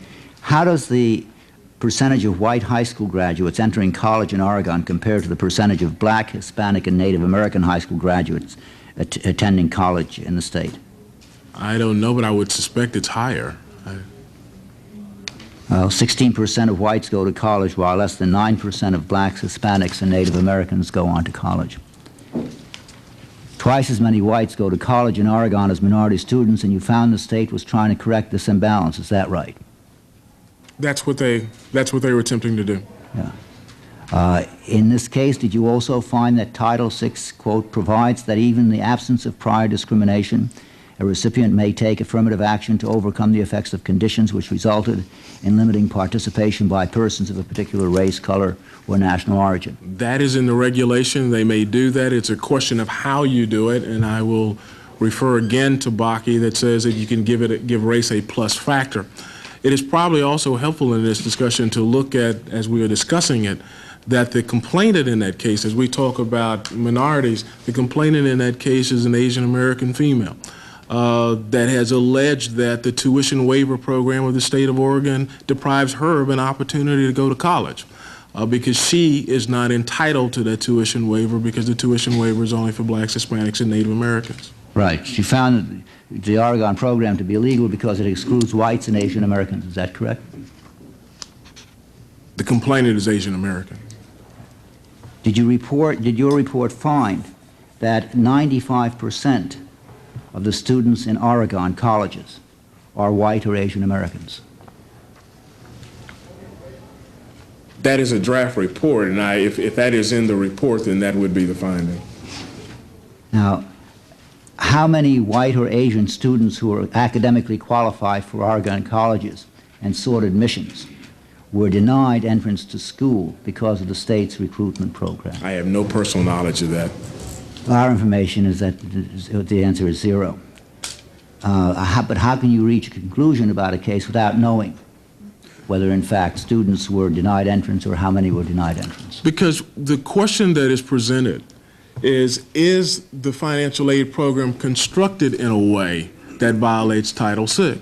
And there is an Asian American female that says that she has been denied an opportunity for the tuition waiver, which means the tuition waiver allows you to go to school for absolutely free because she is not one of the minority groups that is preferred in this particular program.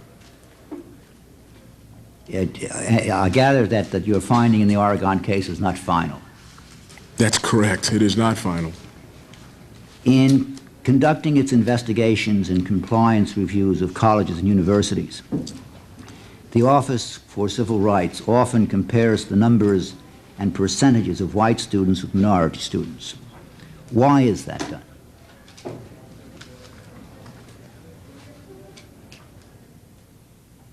White students and minority students at the university? At universities generally. To get some idea simply of what's going on at the university and what the representation is at the university. To determine if there's a statistical evidence of discrimination, right? To determine whether there may be conditions that limit participation. That's the reason for looking at it. Do the department's statistics show that black students have overcome the effects of discrimination? The Office of Civil Rights doesn't engage in widespread studies of that nature to determine that.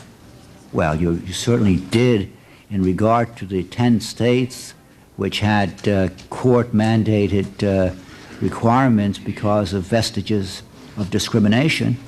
Mr. Chairman, and in looking at that and in making that determination, not having been at OCR at the time, what OCR, as my understanding, did was to look, did that state comply with the agreement that they had with OCR? Not did they actually increase the number of numbers of minorities in a particular, in their higher education system. Did they build a chemistry department at a particular college?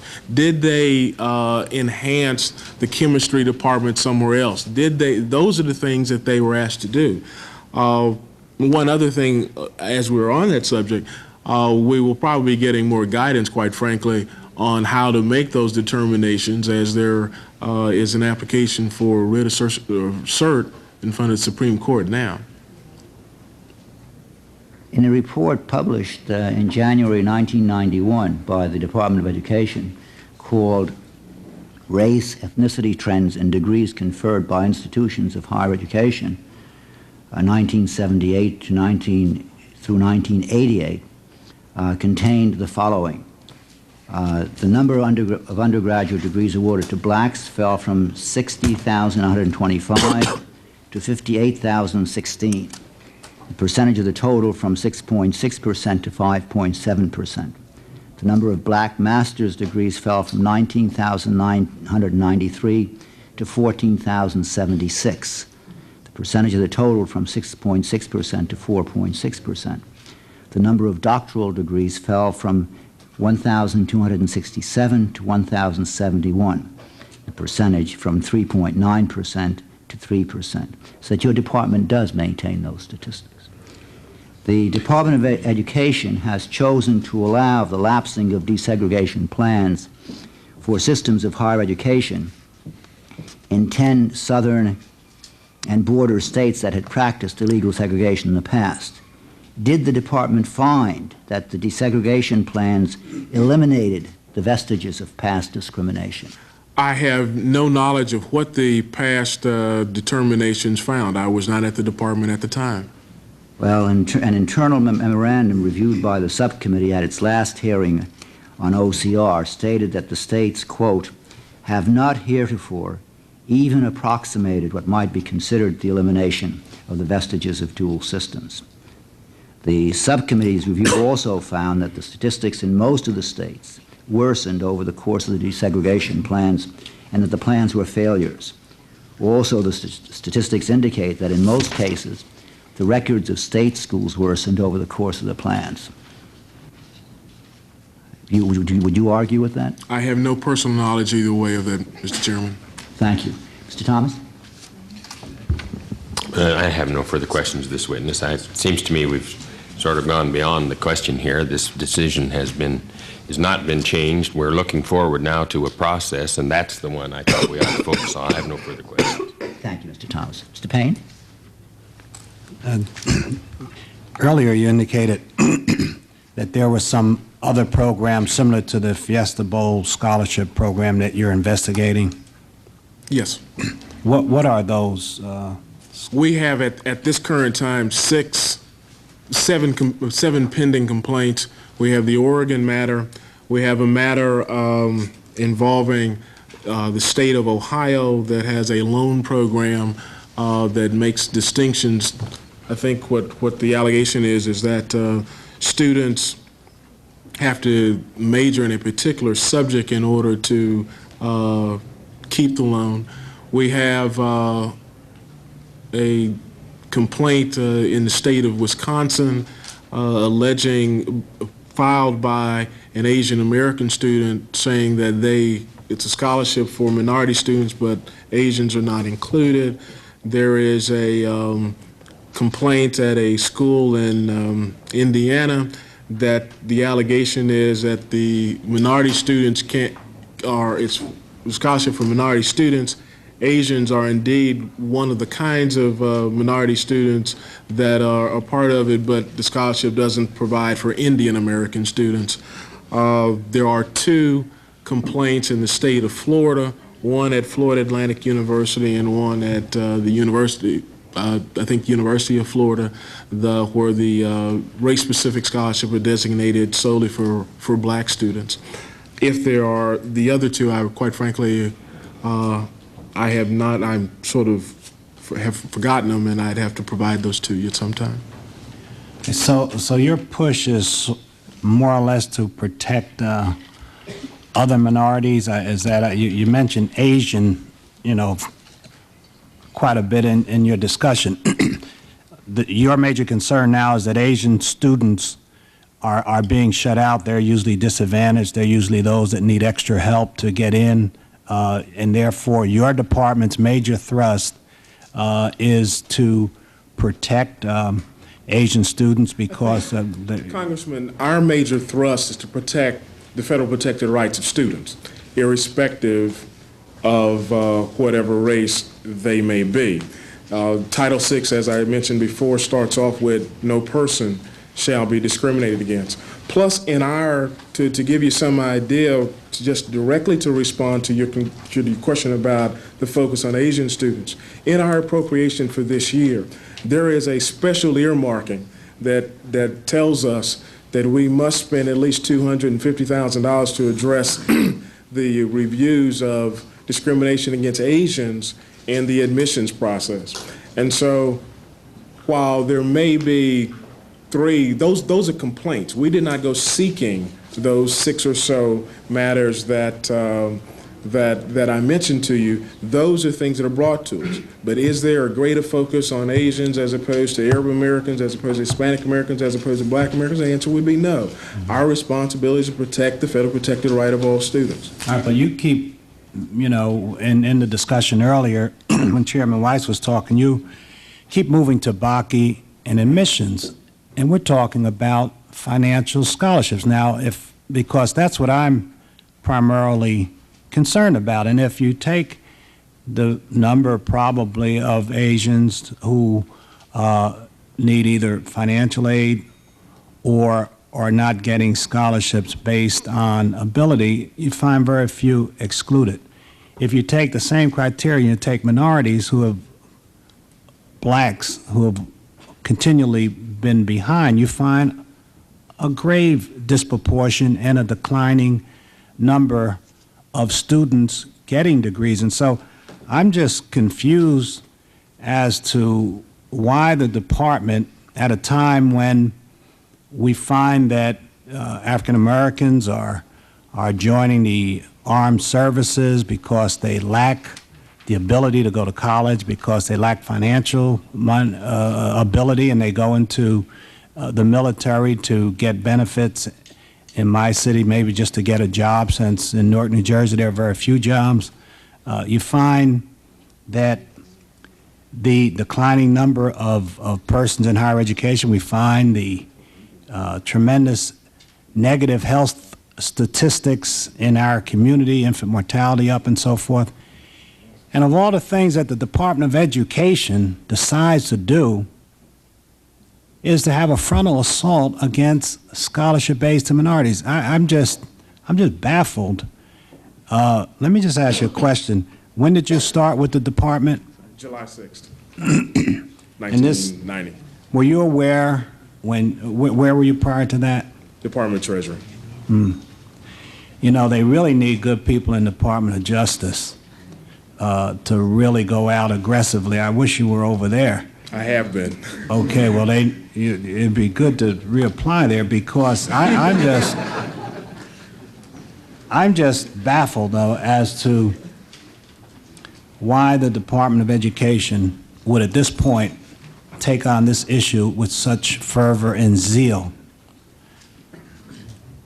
Congressman, it obviously does appear that there is a great deal of zeal. There was, I will say again, this was a letter that offered assistance to the Fiesta Bowl on how to go about the business of designing a scholarship that would indeed advance financial aid opportunity for minority students. It was not an effort to say, let's go and find out who's got a scholarship for minority students and let's see if we can stop it. That wasn't the design of it. That wasn't the intent. Well, what was the result?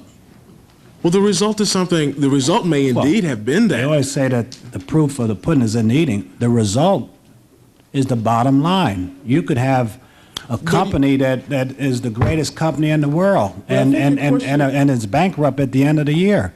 So the result is what? The result of that letter, as I indicated, even in my state where private institutions are currently saying that we wish we could continue, but we are unclear about the law. In light of a declining minority participation in higher education, how is this nation ever going to get forward if the Department of Education Civil Rights Division is going to make it tough for the colleges and higher learning institutions that might attempt to do the right thing, or private institutions that a Fiesta Bowl decide they want to help disadvantaged minority black students to just make it difficult and tough and with people. I'm just trying to understand the intent. If I could, the intent was to provide the assistance as I suggested. The But reason I responded, They were doing the reason, all right. The reason What kind of assistance did you offer, we other than have them not do it? We have indeed been in contact with the people and talked to those individuals. But the other thing is the question about whether there was a frontal assault. There was not a frontal assault, and whether the proof is in the pudding, we have no control over how other folks read it. Now, there were a number of mistakes that were made. I mean, obviously there were mistakes in the way we communicated. Mr. Hobson talked about in the matter of messages, and there were obviously mistakes made in that. But the letter itself is about offer technical assistance. If we ask where was the problem, or if it ain't broke, don't fix it, we know that at least in 6 instances somebody thinks that the system is broke, and we have a responsibility to protect those federally protected rights of all students that are out there, each and every one of those. And we want every student to be protected. And I want every Asian and Native American and all the rest. I'm not saying that I think that anyone should be discriminated against. It's just that after you put out that letter and then you say, well, you know, they just read it wrong, and we say then come to see us and we'll give you some technical assistance. I mean, that's like going to someone who just robbed you and ask them to show you the way home. I mean, how are you going to, how comfortable would institutions be? You're going to put out this statement that gets worldwide acclaim and turn around and say, give us, but we're here to help you. We're going to give you some technical assistance. It's just, to me, it's, I'm just so disturbed at the declining statistics as it relates to African Americans in this country. And then when you find a group wanting to enhance things that are on the decline, because, you know, we make America better when all people are performing, and, you know, we're very patriotic today. And so how could this then, what kind of signal does this send? That's the thing that's more disturbing, the signal that it sends to higher education. Everyone's in favor of higher education. I mean, Ms. Bush met Dr. Sullivan because she sat on the board at Morehouse, and he's the Secretary of Health. I don't know anyone who really feels that we need to take a frontal attack on higher education, and that's actually the interpretation of what your December activities have done. It has actually slowed down and stopped some activity where people say, I don't really want to get involved anymore. But and you don't even need to respond, and I don't have any more questions, Mr. Chairman. Thank you very much, Mr. Payne. Mr. Sanders? Thank you, Mr. Chairman. Let me pick up some of the points that Congressman Payne was raising and tell you what my major concern is about the situation. It is no secret that in this country today we have a major crisis in terms of the affordability of higher education, not just for blacks or whites or Asians. The cost of college education is zooming off of the wall, and I'm a United States Congressman, and I can tell you my wife and I have had to borrow money to send our kids to college. What disturbs me is that what I see happening in terms of these actions and this discussion is that instead of focusing on the crisis of the affordability of higher education, to ask why it is that there are fewer black students in college today, why working class white kids cannot afford to go to college. That's what we should be investigating. What does it mean to millions of families in this country that they can't send their kids, black, white, Asian, to college? That's the issue.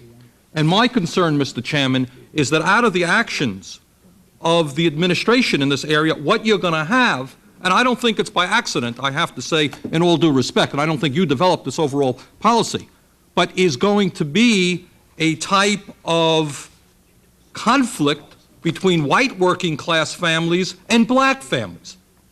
Okay? So instead of having the debate as to how we can all send our kids to college, you're going to have white families saying, gee, it's not fair, this black family is getting the money, we're not.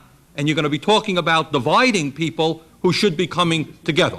So my major concern is that I do not want to see a process by which working class people, white, black, or anybody else, are divided in fighting for a smaller and smaller part of the educational pie. I want to see the administration come forward and say, we're providing more money. Every kid in this country has a right to go to college. Deeply concerned about what's happening in the black communities. Let's all work together. But I fear that these types of actions divide our people rather than bring them together and not let us focus on the most important issue. My question is, don't you agree? If I could, I would obviously agree that there's a great deal of effort and work that's available for all of us in terms of trying to provide opportunities. And I hope that through the review process, while the review process will not be necessarily addressing new funds, that at least we can figure out a way that, or hopefully we can figure out a way that we can identify how do you provide scholarships and financial assistance to all students in a way that is not divisive. That is a concern that we share. I have to admit that I'm not in the loop as it relates to new monies, but I am in the loop as it relates to how we might be able to address this issue in a way that may not be divisive. And in that sense, I obviously share that with you. I share some of the other concerns as well. Thank you, Mr. Thank you, Sanders. Mr. Chairman. I have a few more questions. In the area where I really would have preferred Mr. Comer to testify, and I still hope that he will do so personally. And I should tell you, incidentally, there's a second panel, as you know, and if he comes to us before the hearing is concluded, he can avert the issuing of the subpoena. So that's up to him. But let me ask you, if you're aware that on May 1 of 1990, Mr. Richard D. Comer of the OCR Central Office sent a memorandum to the Civil Rights Director in Region 4 suggesting that Florida Atlantic University be investigated as part of a compliance review. Are you aware of that? I'm aware of that. Okay. Now, do you know why Mr. Comer suggested that Florida Atlantic be investigated? It's my understanding the office received a complaint. Well, in the beginning, he had apparently read an article about the school describing a minority scholarship plan which he evidently believed was in violation of Title VI. Now, Florida Atlantic University had instituted the plan because the Florida State Board of Regents had directed it to increase its enrollment to maintain compliance with state minority enrollment requirements. That's true, isn't it? I have no personal knowledge of that. If you're reading it from our document, then I would stand by the document. Now, was this the first time that a university in this country offered minority scholarships? I would doubt that very seriously, Right. Mr. Chairman. Now, are you aware as to whether Mr. Comer had discussions with anyone at the Washington Legal Foundation about using Title VI to ban race-specific scholarships? I have no personal knowledge as to whether Richard had any conversations with anyone at Washington Legal Foundation. I am aware that Washington Legal Foundation did file a complaint with the department with regards to race-specific scholarships in the state of Florida. But you are not aware as to whether, in fact, they had been in consultation? No, I have no Mr. personal Comer knowledge. and the Washington Legal I have no Foundation. personal knowledge of that, no. Now, the department received a formal complaint about Florida Atlantic University from the Washington Legal Foundation subsequent to that memorandum. The complaint alleged that Florida Atlantic University was violating civil rights law by providing race-specific scholarships. Now, do you know whether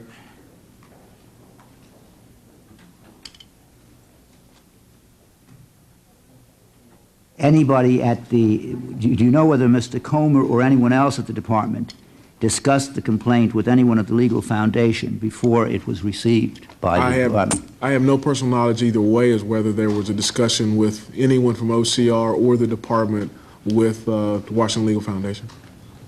Now, did OCR have the authority to formally investigate Florida Atlantic University, including the issuance of a letter of finding, without receiving a complaint of discrimination? Yes, sir. We have within Now our... listen to my question carefully.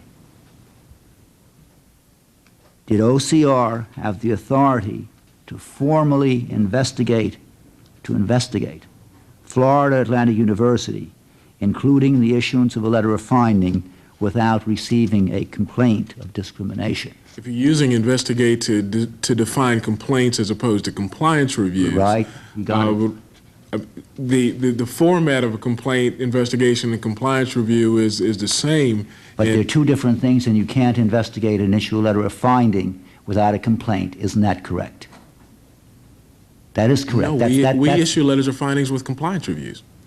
But you can't do it you can't do that on the basis of an investigation. You can't conduct an investigation unless you received a complaint. You can undertake a compliance review on your own initiative. Isn't That's that correct? Right? Okay. Now,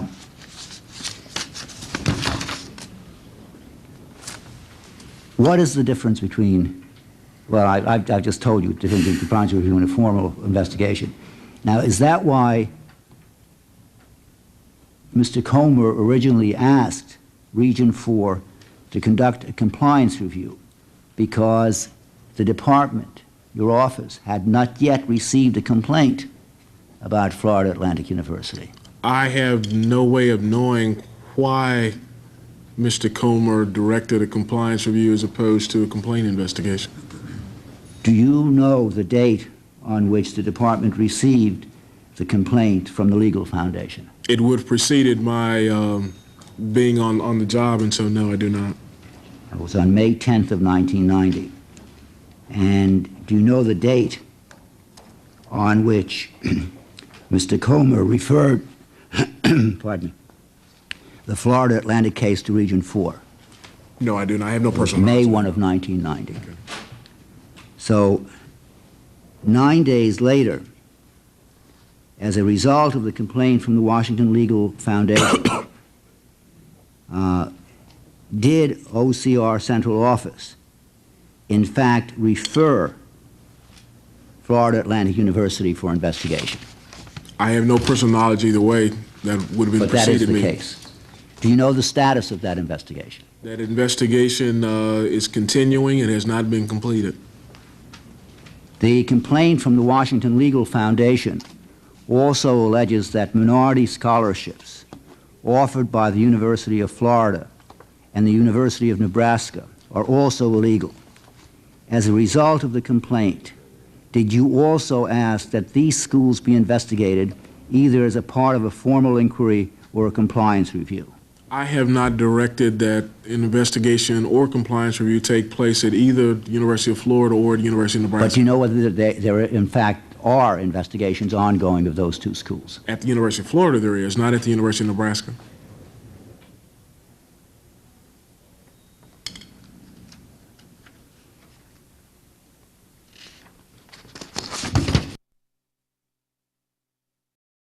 Shift a radical departure from prior interpretation of Title VI and its implementing regulations. It was ill-conceived and ill-advised as a matter of social policy and also as a matter of educational policy. While the Department of Education, in the face of a firestorm of public criticism, disapproval and outrage, stepped back from that policy in its December 18th retreat, it still constitutes an unwarranted and unwise intrusion and has distorted the applicable legal doctrine. It invites confusion on the part of university officials who are attempting in good faith to remedy decades and centuries of exclusion and underrepresentation of minorities in higher educational institutions. Efforts to open the gates of historically white institutions of higher education are relatively recent, that is, approximately 25 to 30 years old at best. And as the statement of the NAACP Legal Defense and Educational Fund recounts, and as the chairman has recognized and Mr. Payne recognized when Congressman Payne was here, they have had limited, albeit important and significant effect. 5.7% of bachelor's degrees awarded in 1989 were earned by black graduates, down from 6.4 in 1976. And of 1989 master's degrees awarded, 4.6% went to black students, down from 6.8 in 1976. And for doctorates, it was 2.4%, down from 3.3%. Given these and other paltry statistics, it seems odd, if not invidious, that the Department of Education's Office of Civil Rights would choose to wage war on minority-targeted scholarships. Equally troubling is the apparent invitation by a governmental department to white citizens to oppose minority-targeted scholarships, an invitation which fortunately most Americans rejected. Nonetheless, the fact is that the Department of Education's attempt to shift policy took place in a context where it was unwarranted and uninvited. Notwithstanding the ongoing national debate about the appropriate scope of affirmative action, there was, in fact, no great demand on the part of the public to eliminate or curtail minority-targeted scholarships, a fact that is borne out by the widespread rejection of the policy pronouncements in December. Unfortunately, however, the mere pronouncement of the proposed policy and OCR's analysis that would interpret federal laws to prohibit most minority-targeted scholarships conjures in the minds of some the image of minority students unjustly benefiting from substantial sums of scholarship funds, while white students are being turned away from the gates of higher education because similar funding is not available. It reinforces the view promulgated by some that African Americans and other minorities are the most privileged in today's society by reason of special treatment in the form of affirmative action of one kind or another, while white Americans are now the victims of racial discrimination.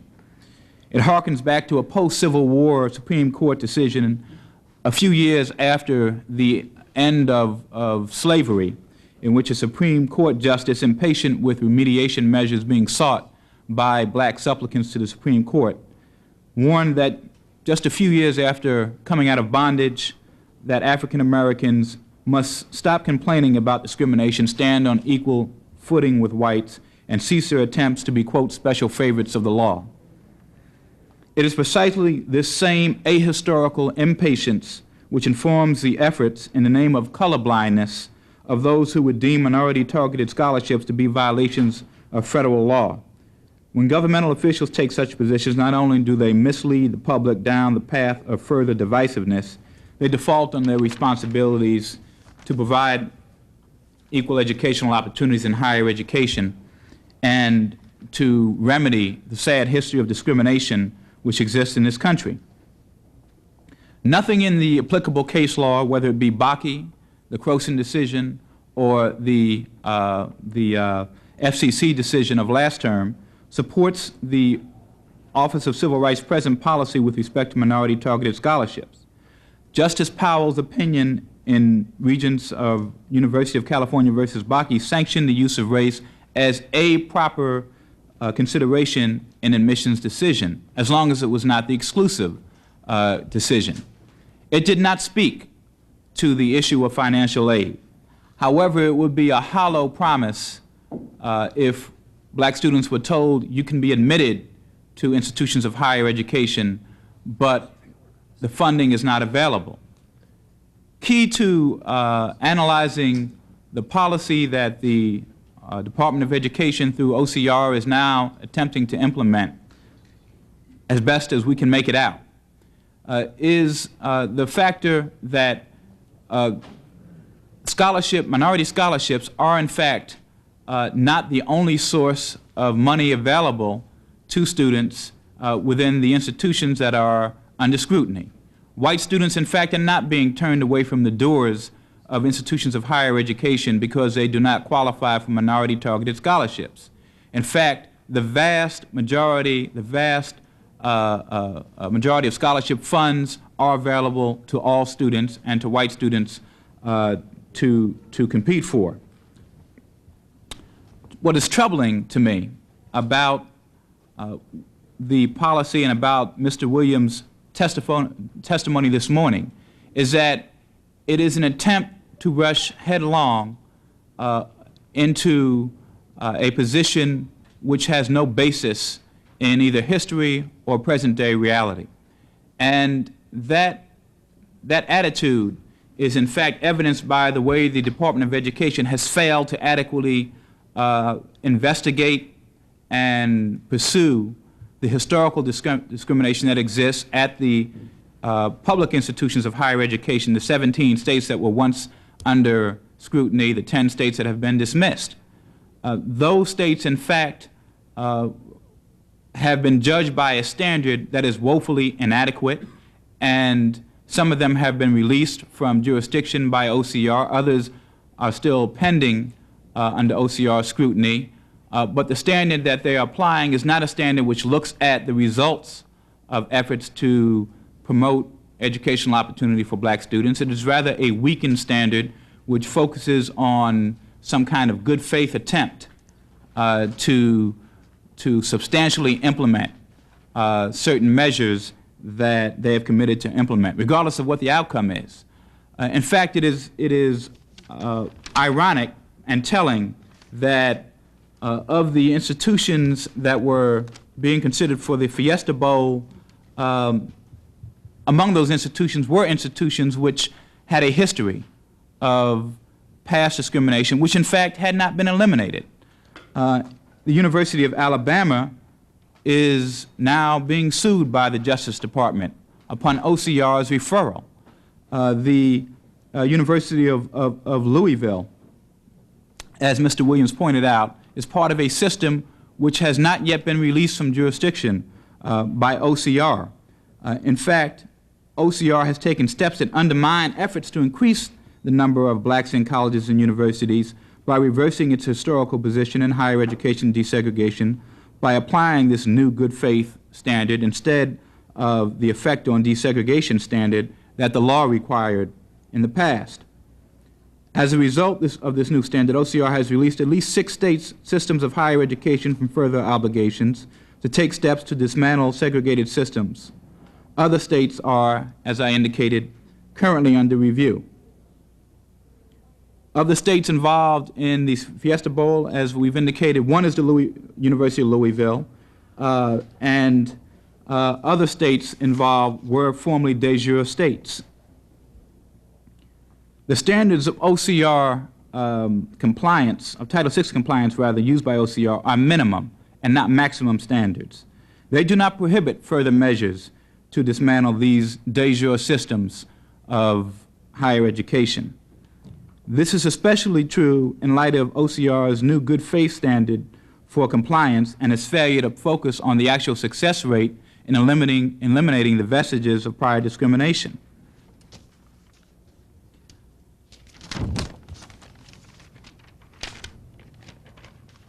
As I've indicated, Bakke did not call for the complete elimination of race as a factor in determining admissions. It did not speak to the issue of financial aid at all.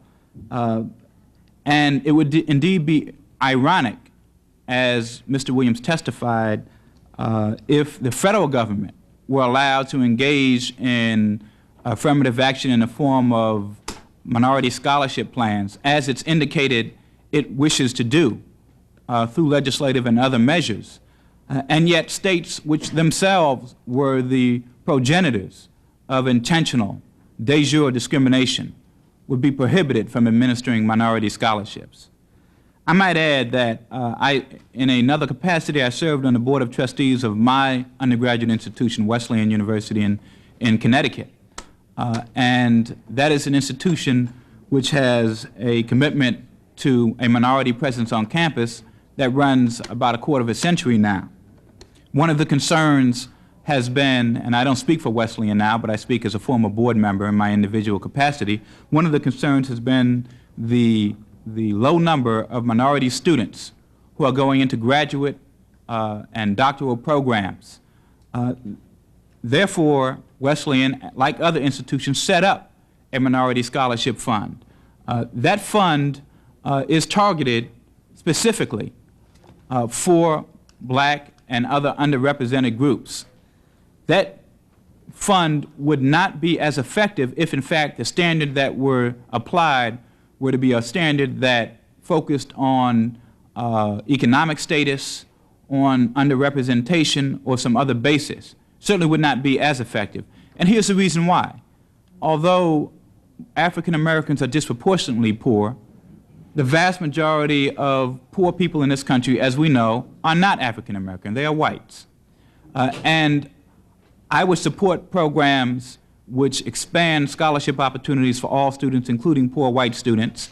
And I think Congressman Sanders has put his finger right on the point that part of the reason we're in the bind we're in now, and the reason this is so divisive, is because we have an administration which is for the past several years or the past decade or so drastically cut back on the amount of financial aid that is available flowing for the federal government, and yet that same federal government turns around and announces without any invitation a policy which would then pit those who are fighting over the crumbs against one another. That is cynical, and it's something that I think needs to be addressed. I don't think it's good enough for the head of OCR to say that's not within my bailiwick. That's a problem that I recognize, but all I'm going to do is look at enforcing the law and do it in this way that's so divisive. The point, though, is that scholarship programs which would be implemented for disadvantaged students, while they would undoubtedly benefit some black students, would overwhelmingly be white, simply because of the absolute numbers of poor white students who would be eligible for those programs, and they would not address the severe underrepresentation of African Americans and other minorities in these graduate and professional schools. You bring your comments to a close? Yes. I also worked on a case which you're familiar with, which is Geyer versus Tennessee, and that is a case that involved former Governor Alexander's home state. There was a scholarship program that was established pursuant to the litigation that sought to desegregate higher education. That was challenged by the Justice Department. It was upheld by the Sixth Circuit Court of Appeals. The Supreme Court did not take that case. It is clear that these scholarship funds are appropriate in instances where there is past historical discrimination. Some of the very institutions that Mr. Williams sought to single out in the Fiesta Bowl incident are institutions that fall under that category. I hope that the new Secretary of Education backs away from this policy as far as he can go, which is all the way, and interprets the Bakke decision and the applicable case law in the way that it was interpreted by OCR and its own regulations and its administrative decisions prior to the announcement of this ill-conceived policy. In fact, government by press release suggests that there is another agenda. It is not true to say that they simply took these complaints and are trying to address protecting all persons. This is an effort by those who have a particular agenda to reach a point of colorblindness when we simply aren't there yet. Finally, I'd like to say, and I can't resist this, although it may be an indiscretion, that I had an uncomfortable feeling sitting here at first and watching a panel of members of Congress, most of whom are white, questioning a black head of OCR in which he was defending a policy that curtailed and cramped and limited minority scholarships while you were seeking to expand his reading of the law. But upon reflection, I thought to myself that actually this might be something that I should be consoled about. In fact, it reflects that we're making a great deal of progress if, in fact, you are taking the lead on this issue and are pushing this individual, the department, and the administration to continue the efforts to expand minority opportunities. I'll take any questions at any time. Thank you, Mr. Shaw. We'll hold questions until we've finished with the testimony of all the panelists. Dr. Rosser? Mr. Chairman, Mr. Sanders, thanks so much for the opportunity to testify. This is an extremely important issue, and I want to thank you in particular, Mr. Chairman, for your oversight of this Office of Civil Rights. I think we have all seen this morning how necessary and helpful this is. I know Mr. Payne commented about the confusion out there as a result of what we've seen over the last few months. Believe me, it's not just confusion. It is chaos in terms of understanding where we are going and where we will end up. Mr. Hobson talked about the chilling effect of all of this on parents and students, and believe me, it is a chilling effect. What does this country seem to mean in terms of its attitude towards helping us bring minorities into higher education? Now, I'm testifying on behalf, of course, of the National Association of Independent Colleges and Universities, 1,600 schools. But I'm also here on behalf of the American Council on Education. So I'm going to be talking to some degree about all of higher education, but more specifically about private higher education, because private higher education has been affected more than any other sector, I would argue, because of what started last December. We've always had a commitment to access in our private colleges and universities and to diversity. It isn't widely known today that in terms of family income, the family incomes of students going to private colleges and universities now are essentially the same as the family incomes of students going to four-year state universities. Another thing, and this gets to the point of what we're talking about today, we now enroll essentially the same percentage of minorities in private colleges and universities as do state colleges and universities, and the minority percentage on our campuses is increasing faster than it is at state colleges and universities. Why is this? It's because we are putting massive amounts of financial aid into play to enable students to come to our institutions. Unfortunately, and Mr. Sanders, I'm delighted that you mentioned this, federal aid is going down to our students. State aid was doing fairly well in some states, but now that so many states are in economic difficulty, they're having to cut aid. On the contrary, because of this, we have increased our own commitment from our institutions, private institutions, to something like $4 billion this year. That's undergraduate and graduate. That is more than all the federal aid, including the subsidy on the Stafford loans that will come to students in private colleges and universities. Now, this means then, if we put this in terms, and Mr. Shaw referred to this, 65% of our students are now receiving financial aid. And obviously, that is from all ethnic backgrounds and what have you. 72% of our Hispanic students, however, are on aid, and 82% of our Afro-American students. Again, I don't need to explain that.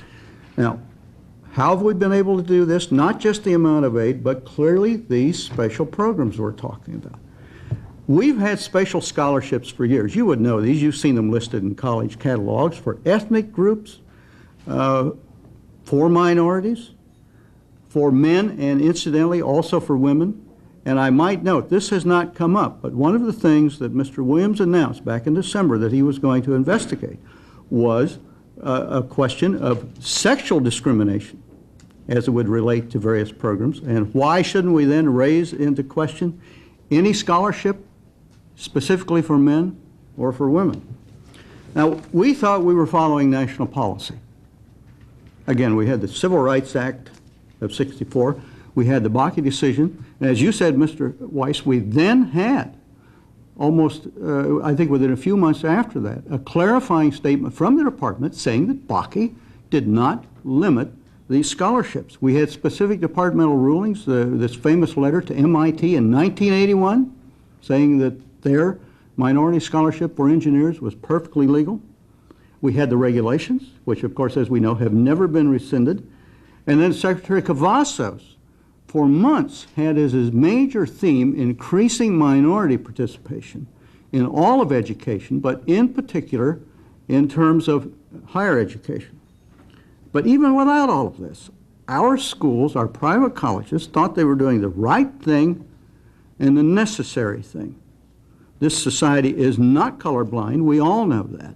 We all hope we will get to that point where it is colorblind, but not at this point.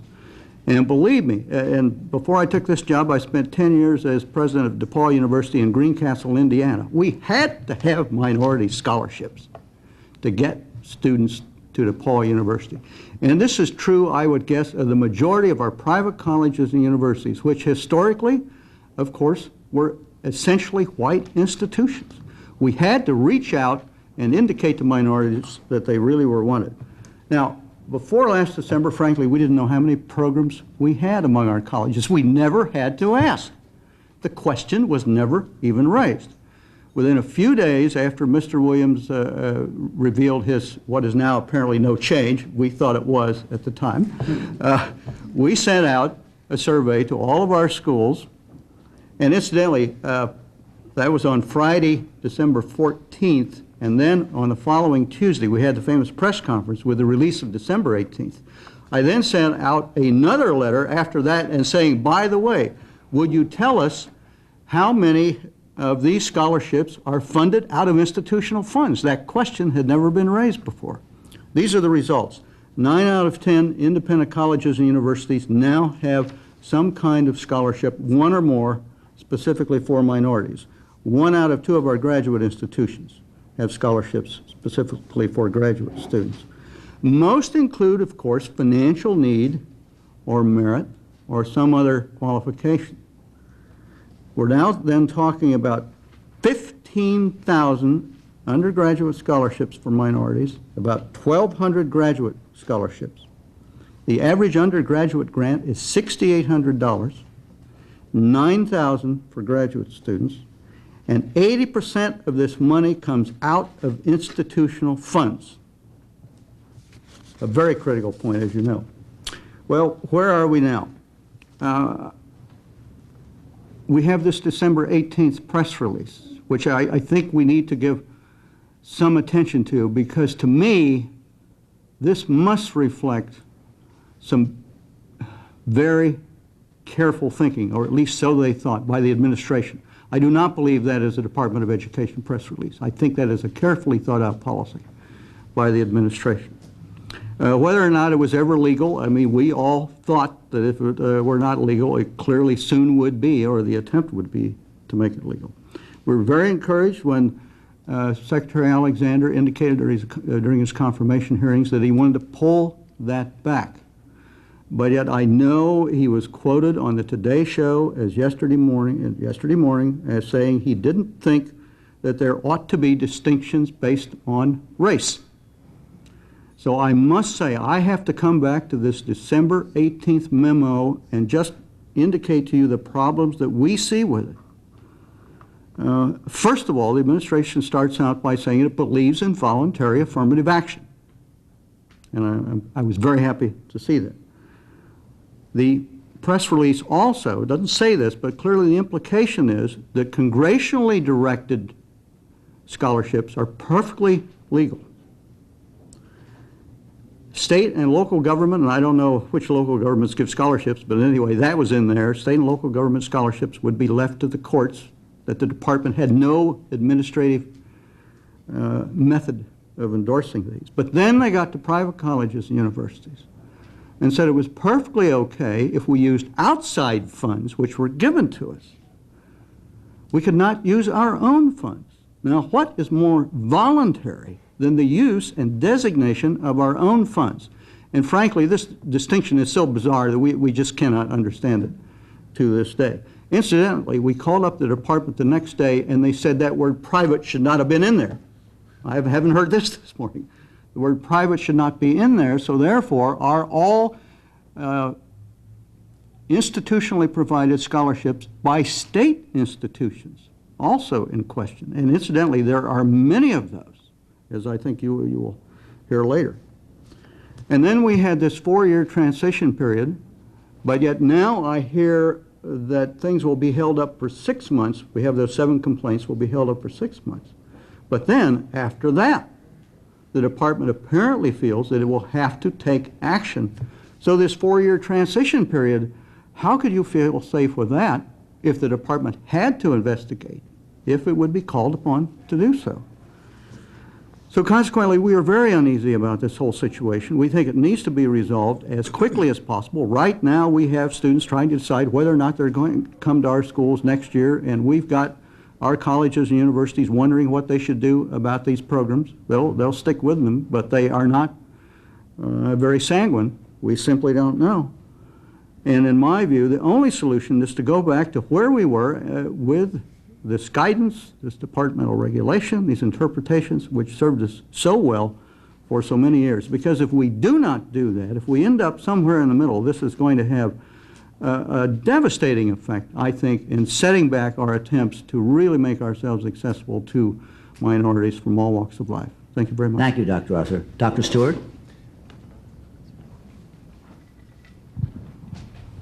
Thank you, Mr. Chairman. My name is Larry Gladio. I'm Washington Director of the College Board. Don Stewart, President of the College Board, sends regrets. He feels very deeply about this issue. My apologies to you. It's all right. He feels very deeply about this issue. Wanted to deliver his statement himself today. Last-minute circumstances made that impossible. Well, He as asked you know, me we to- have that, the prepared statement, his prepared statement, that's in the record in its entirety, and I hope that you will simply summarize his or your thoughts. I will do so very briefly. Last December, when this issue first came into the national spotlight, the College Board, which represents 2,700 member schools and colleges, expressed opposition to the apparent change in policy by OCR. We were concerned about the legal implications, but more immediately we were concerned about the chilling effect, which has been mentioned several times this morning, the signal that it sends, the negative signal to young people. Don Stewart submitted testimony to the Education and Labor Committee at that time, and Don Stewart, who is an African American himself, delivered a personal and direct message to minority students, and I think that bears a repetition now. He said to students, "Do not be discouraged. The recent controversy over minority scholarships may be confusing, but the opportunity and the funds are still there. Don't let an ill-timed and ill-considered press release by one federal official in the Department of Education deter or shatter your dream of higher education." At the College Board, we operate the College Scholarship Service, and we have learned over the years that even the discussion of possible cuts in financial aid for college-bound students creates the impression that aid has in fact been reduced or eliminated. And as a result, many may not apply for the aid that is there for them and that they need. That happened in the early 80s with the headlines about major cuts or elimination of federal student aid. The announcement on race-based scholarships in December no doubt has had something of the same, again, chilling effect. Minority scholarships are only one strategy, but an important strategy in democratizing access to higher education and fostering diversity on our campuses. Now, like the Independent Colleges Association, we have conducted a survey of our College Board members on the awarding of such scholarships, and the preliminary results might help to put this issue in perspective and will supplement the NICU survey. In our survey, we found that about 1,000 public and private colleges award some type of minority scholarships, but only 10% of those colleges awarding minority scholarships award any of that aid exclusively on the basis of minority status. The other 90% consider financial need or other such criteria such as academic standing or leadership in addition to minority status. And overall, relatively small percentages of financial aid are involved. At the schools offering minority scholarships, only 4% of all grants and scholarships that are awarded on the basis of minority status plus financial need. 3% are awarded on the basis of minority status plus some other criteria besides financial need. Only 0.3% of grant scholarship awards are made on the basis of minority status exclusively. Any policy or action by the Office of Civil Rights that would end these programs or put a cloud over these efforts sends the wrong signal and points us in the wrong direction. We urge the new Secretary of Education, to clear away the fog and unequivocally rescind the December policy statements by the Office of Civil Rights, Mr. Williams. If these policies or apparent policy changes are allowed to stand, the clear message it will send to young minority men and women is that their options are limited. Coming after so many years of trying to encourage broader and fair access to higher education, as a matter of social justice and for our economic well-being as a country, that would be a tragic outcome. So our testimony boils down to two messages. To students, to minority students, do not be discouraged. The aid is still there. It's still possible to go to college. And to the new Secretary of Education, please clear away the fog. Thank you very much, Mr. Chairman. Mr. Sanders? Right. I think that this was really outstanding testimony, and I very much appreciate your coming on before us to give your insights as to where we actually are. There was a suggestion before we, over the course of these past few days, that if in fact we held this hearing, we would be sending the wrong signal. And I think that your testimony has indicated the proper signal to send, and hopefully, as I said earlier, the Secretary, upon reviewing your testimony and reviewing the testimony of Mr. Williams, and hopefully having some conversations with some other people in the department, will conclude that before he came on as Secretary, things took place in the department that should not have.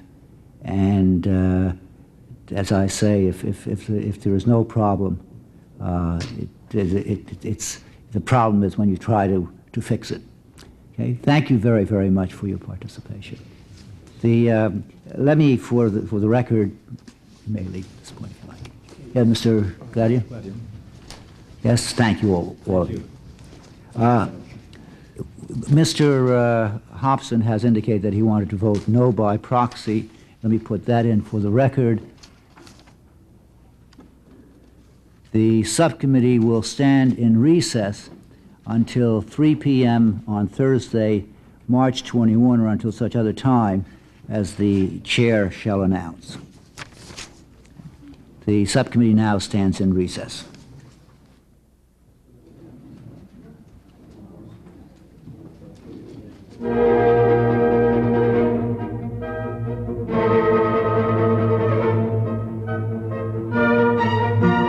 For more information about this hearing, you may contact the House Government Operations Subcommittee at B372 Rayburn Office Building in Washington, D.C.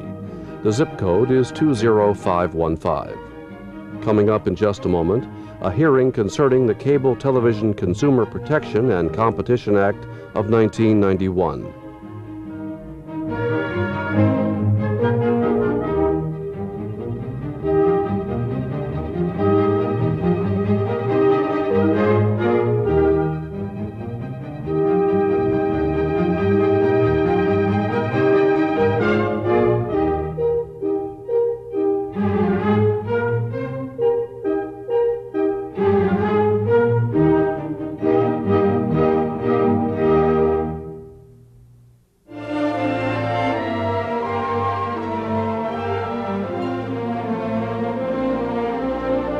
Good day from Washington. You're watching